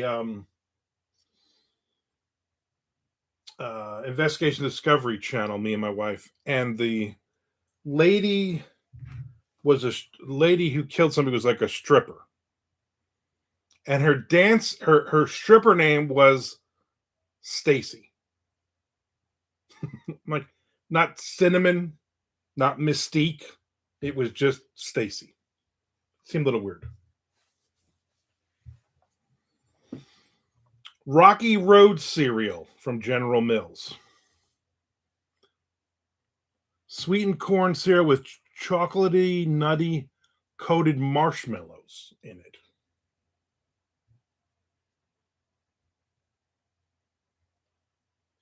Frank says, if Quisp ain't on that list, Scooby-Doo got to be number one. Keith says, we need a shame bell emoji for when Armand says a word wrong, especially my name. I say it right, Keith Cueva. Stacy is anticlimactic, right? Like, that's your stripper name, Stacy. If Kaboom is on that list, I say fake news. Mr. T got to be top 5. Well, let's see. They're not numbering them, by the way. They're just telling you. Smurf Berry Crunch from Post. I remember that. I remember, I love that. Yep, stickers inside. Stacy the stripper, not very anything, like she's given up. I mean, she looked awful. She was not a good-looking woman. Magic Puffs by General Mills. Magic Puffs? Yeah, those came out in the 70s. Magic Puffs. Crunchy Frosted Cereal Puffs. Mini Tricks. Remember those? The little tiny ones from General Mills?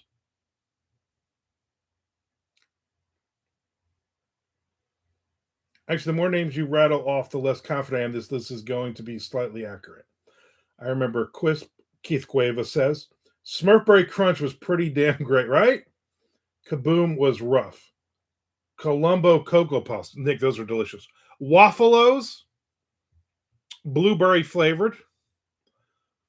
Banana Frosted Flakes. Really? That they came out with Banana Frosted Flakes before Frosted Flakes in the 1980s. I never heard of banana. I would not eat banana Frosted Flakes. Kaboom was like making Kool-Aid without adding the sugar, Chad says. Wackies from General Mills, oat cereal and sweet banana flavored bits. Those are from the 1960s. Ice cream cone cereal by General Mills. Peanut butter toast crunch.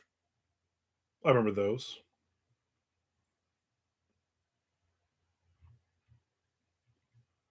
Sir Grapefellow. Grape flavored oat cereal plus sweet grape star bits in the 70s. S'mores Crunch. I remember those. Hey, those were good. Mr. T cereal. There it is. Mr. T. Crispy sweet corn and oat cereal. Waffle-O's was freaking great too. Totally forgot about them. Nick says, yummy mummy. Nick says, Frosted Flakes were only from the 80s, apparently. Can you eat peanut butter flavored cereal, Armand? Yes, I'm actually a big fan of peanut butter flavored cereal. I just can't eat straight peanut butter. Spot on, Chad. No, Nick, been around a long time. Most of these sound diabetic inducing. Yeah. Hold on.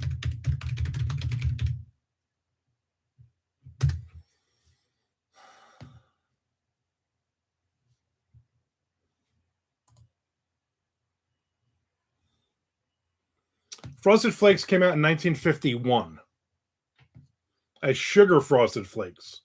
The word sugar was dropped from the name in 1983. So what did this other thing say?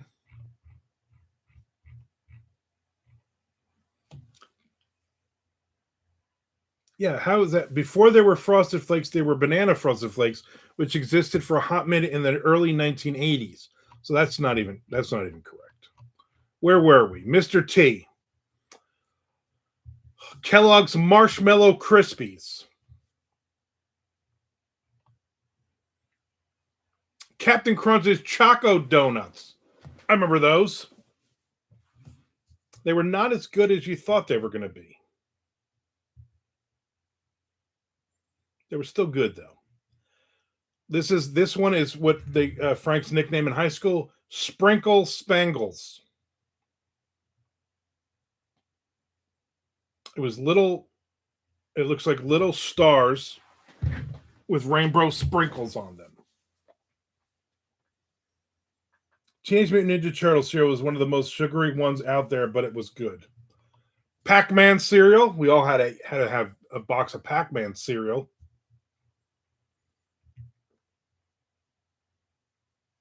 Batman cereal was a thing. Yep, pretty much everything was a thing. Chocolate honeycomb. I don't remember those, but I would have eaten that. I like honeycomb. I would have loved chocolate honeycomb, right? General Mills Circus Fun. Crispy sweetened fruit flavored cereal with animal shaped marshmallows. That was from the 80s. Nerd cereal. Remember Nerd cereal?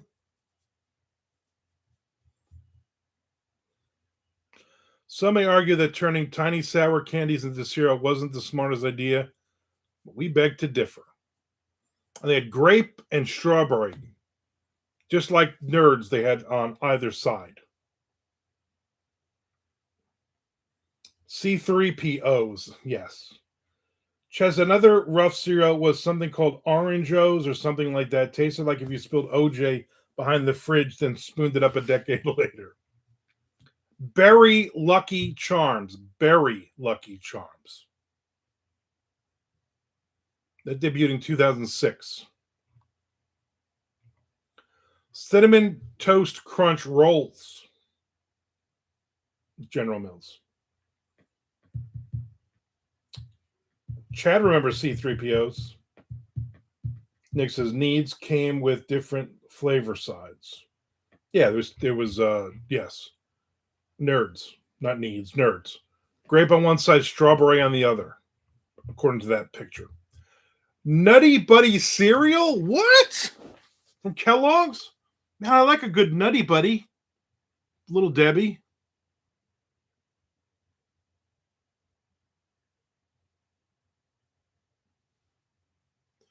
Oh, so I'm sure you've seen the new Little Debbie ice creams hitting refrigerators, but have you heard about the upcoming Nutty Buddy cereal? It's set to debut soon. It's filled with bulky pieces of chocolate and peanut butter. Oh, I got to get that. Lightyear cereal from Disney Pixar. Disney Pixar. Based on the Lightyear movie. Cereal was supposedly delicious. LOL LOL surprise cereal. The latest craze among kids is lol dolls. And now you can have a themed breakfast with the new lol doll cereal. The cereal features L and O shaped pieces, but not the last L, just the first L and the O. Marshmallows that taste like birthday cake. That Nutty Buddy cereal sounds good. Tell your wife to put that on her shopping list because it's probably out there. I only got 6 and rice checks as a kid. I still just eat rice checks. I'm still boring. I love rice checks though. Rice checks is one of my favorite cereals. Kicks. Oh yeah, not 6 Kicks. Kicks is all right, but rice checks I like. Chess makes me also want to try some Nutter Butter cereal, and how about some Fig Newton cereal? Runaway Heathen says, can confirm my daughter is obsessed with this LOL stuff. Frank says this list is jank. Nick says, I know what you're getting as breakfast, Armando Con. Shut up and eat your Nutty Buddies. Right?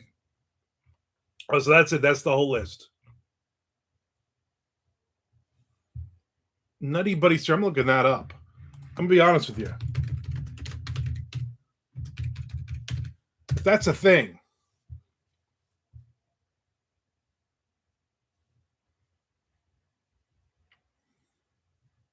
Let's look on Amazon. Cinnamon Life. Is that still a thing though?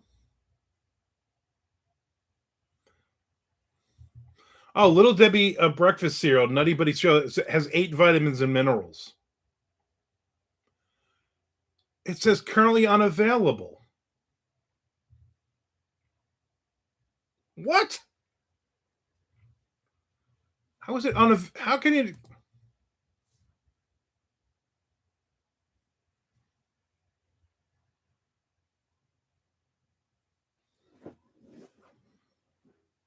I got a bunch of little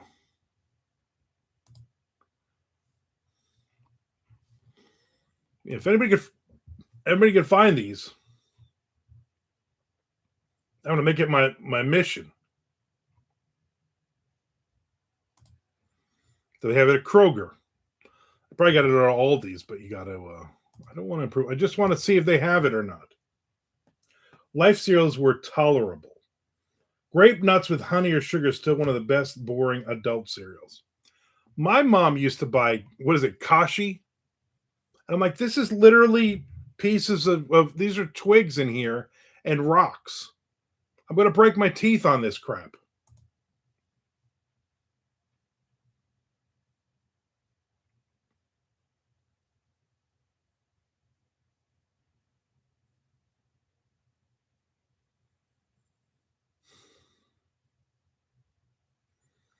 I don't know if they're still available.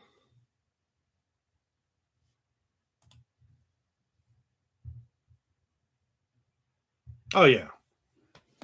The Nutty Buddy cereal, launched in late 2022 as a collaboration with Kellogg, was reported as discontinued in 2023. It just had a limited run. I can't believe I missed out on that. Why didn't anybody tell me back in 2023?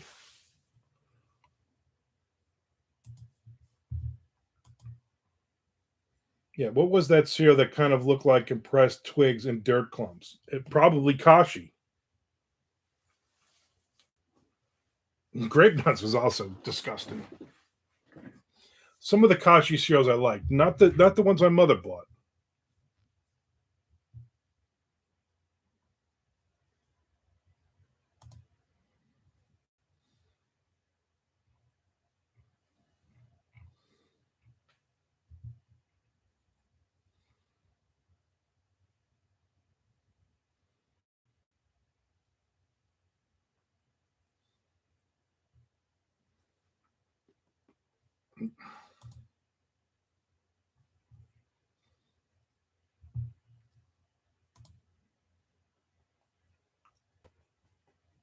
Frank likes grape nuts. Nick says, not by me, only Nutty Buddy ice cream cones and cakes. No, this was something different, something really old, like the 70s. It was a brand high fiber thing, I think. Was Oreos mentioned? No. No, it was not. Here's another list. Let's see if they have anything different in this list. They don't tell you anything about them. They just give you they give you a little description. Vanilla Crunch from the 70s. Pink Panther Flakes. Neon Pink Frosted Corn cereal from 72 to 74. Fruit Brute. Stopped in 83. Moonstones. Stopped in 77. Donkey Kong Crunch. Stopped in 84. Nick. Found it's called All Bran. Grape nuts and warm milk. Like I'm back in the womb. Strawberry honeycomb. 2002. Pac-Man in 88. Smurf. Berry Crunch. Mr. T. C-3POs. 84 to 86. Ghostbusters cereal to 1990. Rainbow Bright cereal, 1990. Spider-Man cereal, 1990. Yummy Mummy, 1993. Morning Funnies, 1989. Dunkin' Donuts cereal, late 1980s. Teenage Mutant Ninja Turtles, 1995. Batman cereal, 1990. Breakfast with Barbie, early 1990s. Bill and Ted's Excellent Cereal, 1991. Tiny Toon Adventures, 1990. Sharks Under Paris Crunch, delicious. Milli Vanilli Crunch. That would probably be delicious. The Addams Family Cereal, 1990. WWF Superstars, everything 1990. They're like, all cereals just stopping. Jurassic Park Lost World Crunch, 1990. Reptar Crunch, 1999. Homer's Cinnamon Donut Cereal, 2002. Bart's Peanut Butter Chocolate Crunch, 2002. Monopoly Cereal, mid-2000s. Fiber Plus Berry Yogurt Crunch, 2013. Cupcake Pebbles, 2011. Sesame Street C is for cereal, 2014. That's the other list. Sounds like 1990, a lot of cereals went down. Yeah, the year 1990, cereals were like, no more cereal. We're not talking about anymore? Cereal. Here, have some grape nuts. Here, we have 14 different kinds of kashi, and they all look like twigs and berries.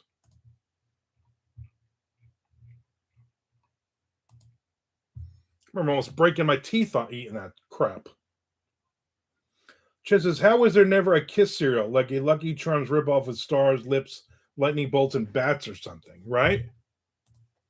He never came up with a Kiss cereal? I find that hard to believe. Yeah, there it is.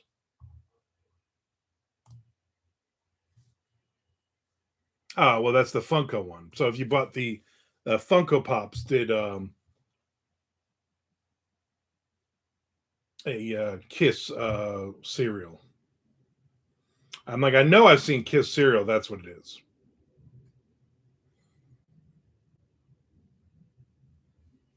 Kiss Crunch. Crunch with a K.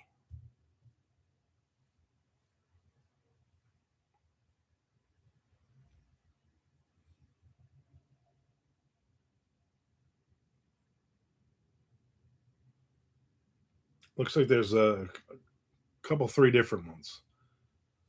They said they did all 4 members of Kiss. Not Vinnie Vincent, though. That would have been, I would buy that one for $2 million. Frank says, when was the last truly new cereal released? Most of the stuff is reshaped version of the classics. If Gene Simmons can market it, it probably exists. Exactly.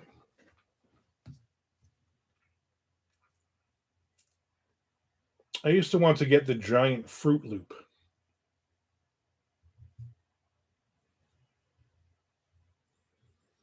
Apparently, that Hershey's Kisses cereal at one point.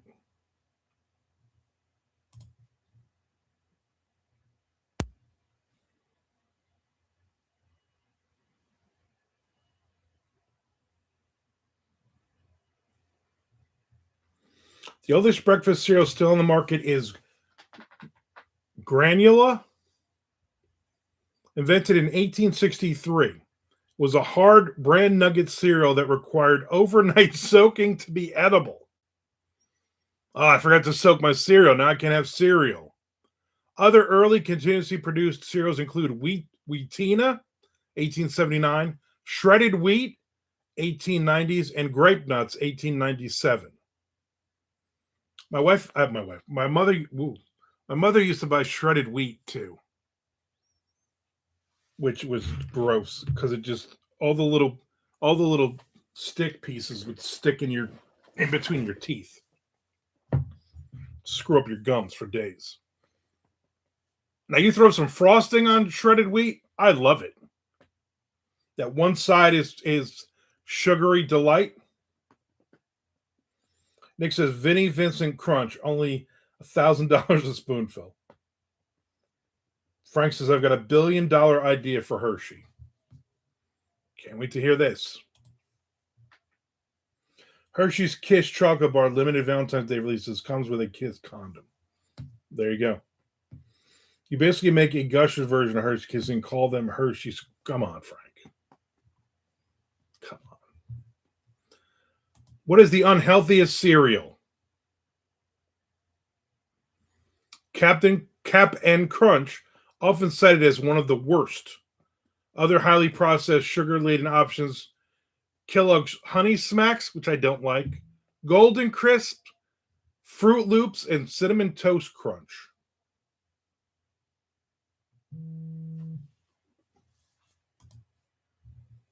What U.S. state smells like cereal? Yeah, stop is right. Ladies in present. What U.S. state smells like cereal? You ready? On certain days in Buffalo, New York, when the wind is just right, the city smells like Cheerios. That's right, Cheerios. The sweet aroma from roasting oats has been radiating from the General Mills plant along the Buffalo waterfront since 1941. Chaz says, oh, come on, too easy. Frank says, I love when you have to slam the brakes while reading my comments. Yeah, that's not fun. Shocking, Reese's Puffs isn't on there. They don't make those anymore?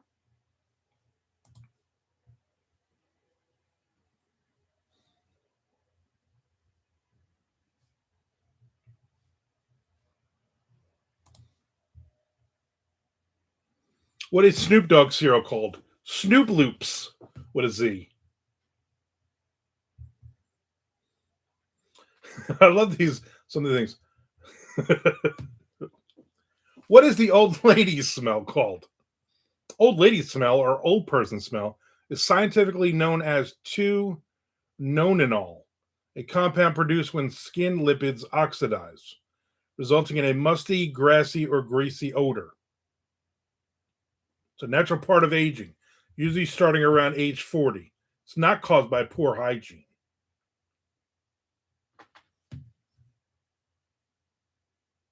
No, the unhealthy list. Oh, yeah. Yeah, I'm sure Reese's Puffs is probably on that list then.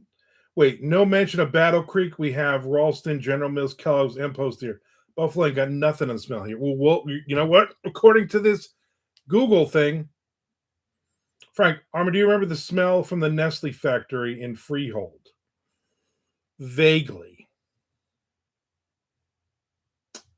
Nick thought it was the same. Well, when I saw the question, I'm thinking, good. This is gonna be Battle Creek, and then Chad will be happy. And they said Buffalo, New York.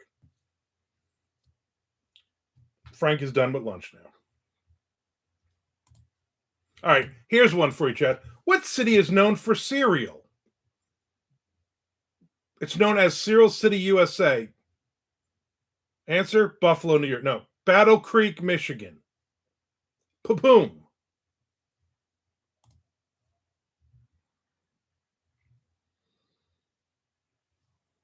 What is LeBron James's favorite cereal?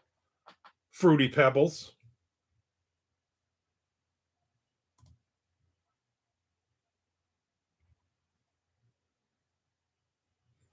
What is the hippie smell called? Oh, they call that Chad Lutsky smell. That's weird.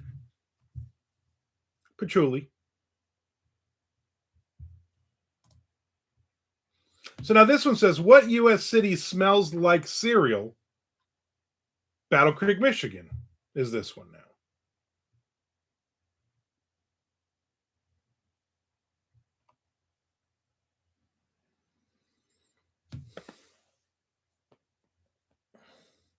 Yeah, it literally calls it, so this thing, when I pull it up, it says Battle Creek. My town smells like sugar beets and it's awful. Where the heck do you live? Half the town smelled like chocolate and coffee. I do remember the coffee. I actually was wearing patchouli the other day.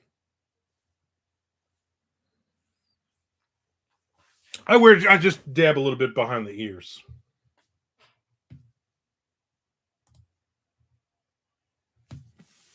What pizza does LeBron own? Blaze Pizza.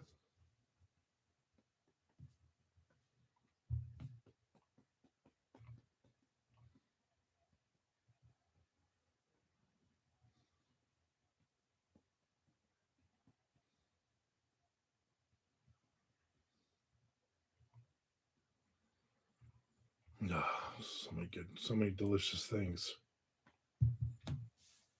Which you would say smells like John Urbansik's camera? Where are we in South Central Montana? I believe I've driven through Montana. What is the most bought cereal of all time? Honey Nut Cheerios.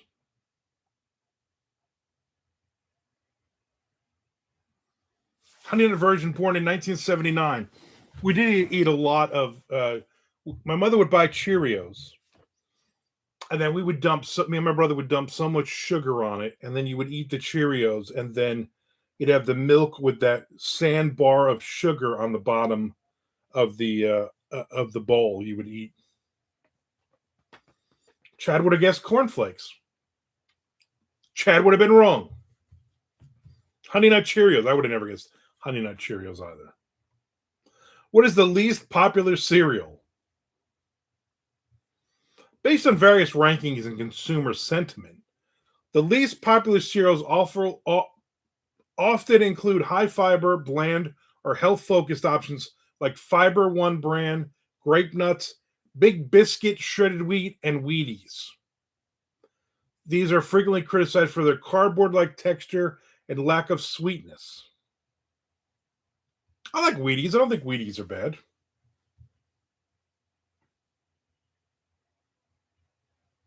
He's not cutting. Yeah, I'm not cutting that out. That stays. Sugar sandbar is the exact perfect description, right? You eat all of the Cheerios that were just covered in sugar, and some of the sugar just hits the bottom. And then you just tilt the bowl up, and all the milk goes, and you'd have that sandbar of sugar, and you just scrape and scrape and scrape.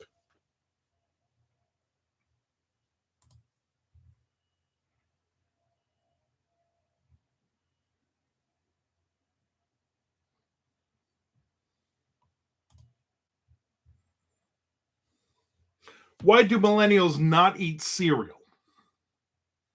According to an article posted last week on the New York Times, almost 40% of the millennials surveyed said they don't eat cereal because it's inconvenient to have to clean up afterward. Inconvenient to clean up afterwards. What are you dumping the cereal on the floor? Dumping half a gallon of milk on the floor and you're lapping it up? What cleanup? You eat all the cereal and you throw the bowl and the spoon in the sink.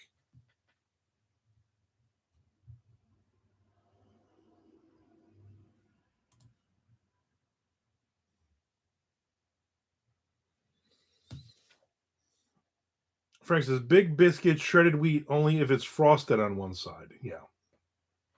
Chad says, two cereals I could never eat were cream of wheat and malto meal. Nick says, where's selling cereal? Stacy the cereal. That's just a dumb name for a cereal and a stripper. I mean, I'd rather just grab that than clean dishes.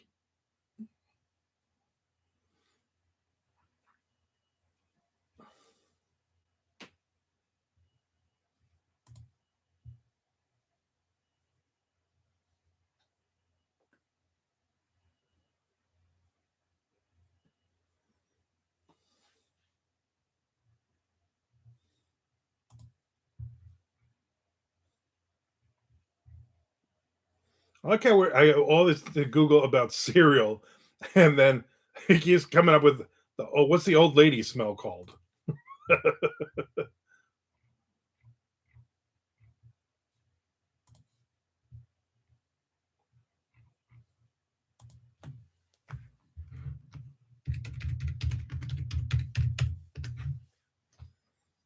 Grab toast.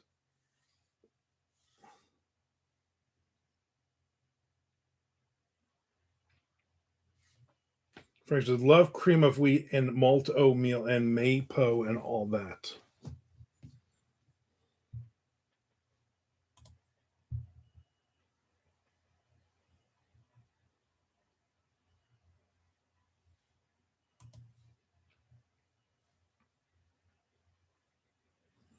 So now on this thing, but of course this is AI. What is the most eaten cereal? It says Cheerios,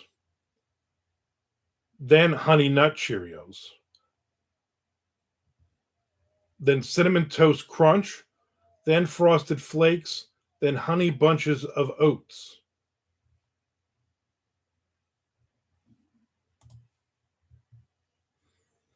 This also says, what is the unhealthiest cereal ever? Honey Smacks.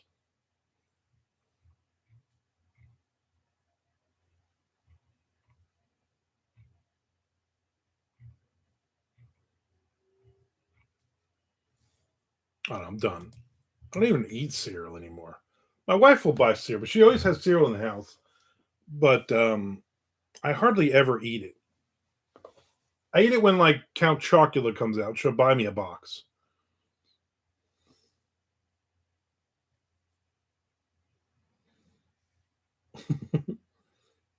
Ugh, dude, how? I've cracked myself up over Stacy's cereal. Dogs are looking at me like I lost it. Best cereal to eat without milk. I would eat like fruity pebbles or cocoa pebbles just from the box. Chester, since cornflakes were around like 50 years before any of those, I would think they're the biggest seller. Not to mention they help you to stop masturbating. Yeah, which is they're really the reason. Yeah, nobody's really buying. Nobody's stopping doing that, and nobody's buying cornflakes anymore, which is why it's happening. Every now and then I'll grab Fruity Pebbles, but that's about the extent of my cereal consumption these days. Yeah, I don't like coffee. I'll have a cup. That's my breakfast. I don't really buy into that BS of the most important meal of the day. No, it's not. The other 12 meals a day that I have, those are the important. Pebbles are hard to snack on. You just got to you just got a giant handful of them. Golden grams. Golden grams are not bad at all. I like golden grams. You know, it's another good snack on Cookie Crisp. Now, Cookie Crisp and milk are good, but I can't eat a lot of them. I can eat like 2 bowls. But those are good to snack on.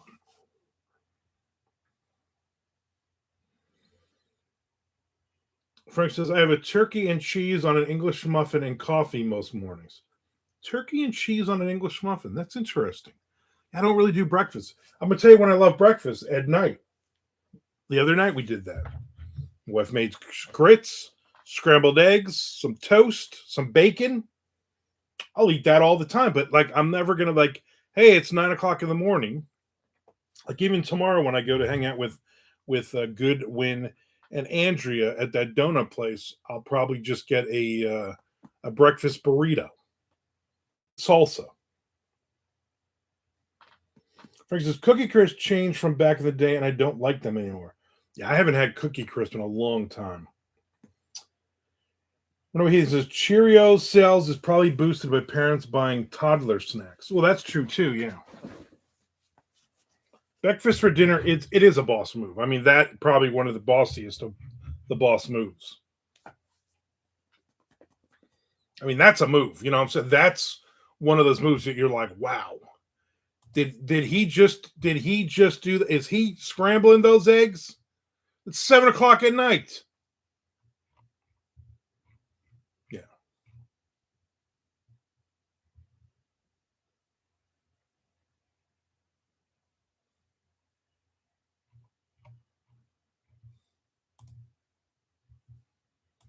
Classic. I mean, just it's classic.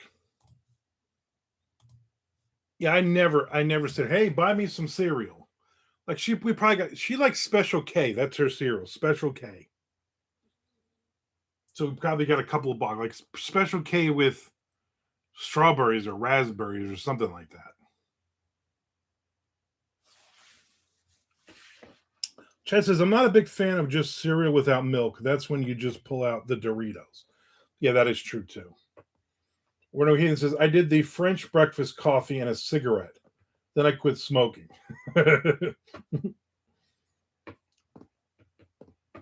So you just do just coffee now. It's just South American breakfast.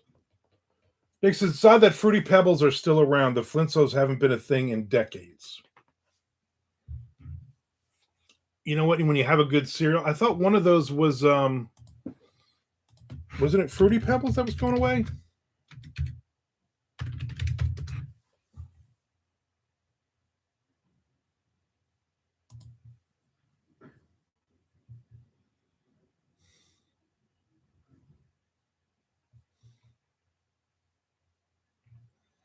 I guess not. I know there was something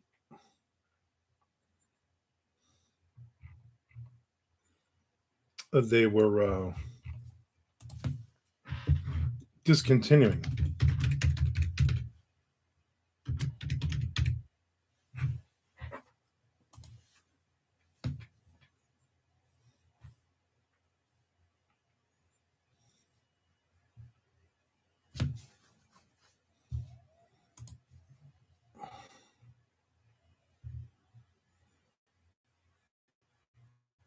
I don't know. They're getting rid of Honey Nut Cheerios Medley Crunch, Chocolate Peanut Butter Cheerios, and Honey Nut Cheerios Minis. Those are all discontinued already.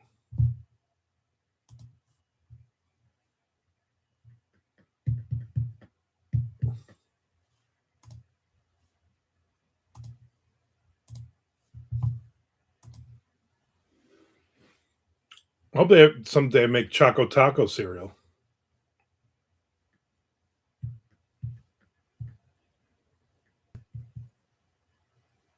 Chet says, yeah, kids these days are going to be like the Fruity Pebbles guy used to be a cartoon.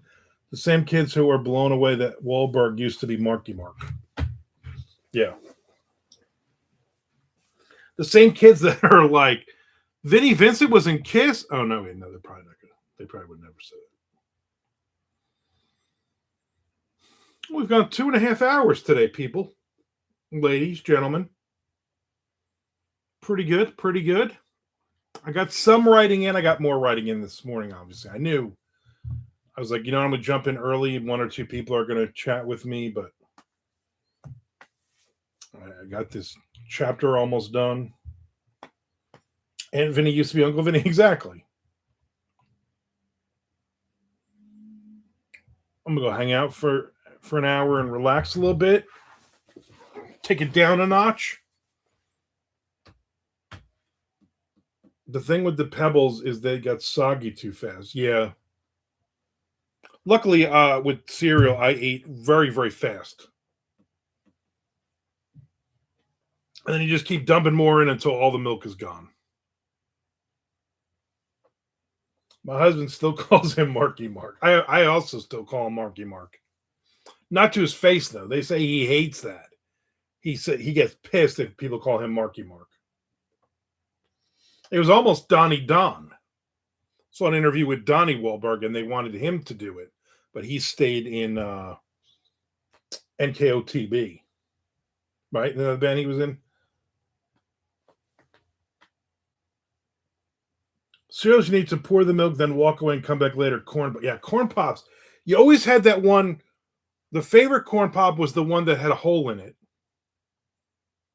because those crunched, although those got soggy real quick. And the worst were the ones that were like hard as a rock, and you didn't know until you broke a tooth on it. OU812, exactly.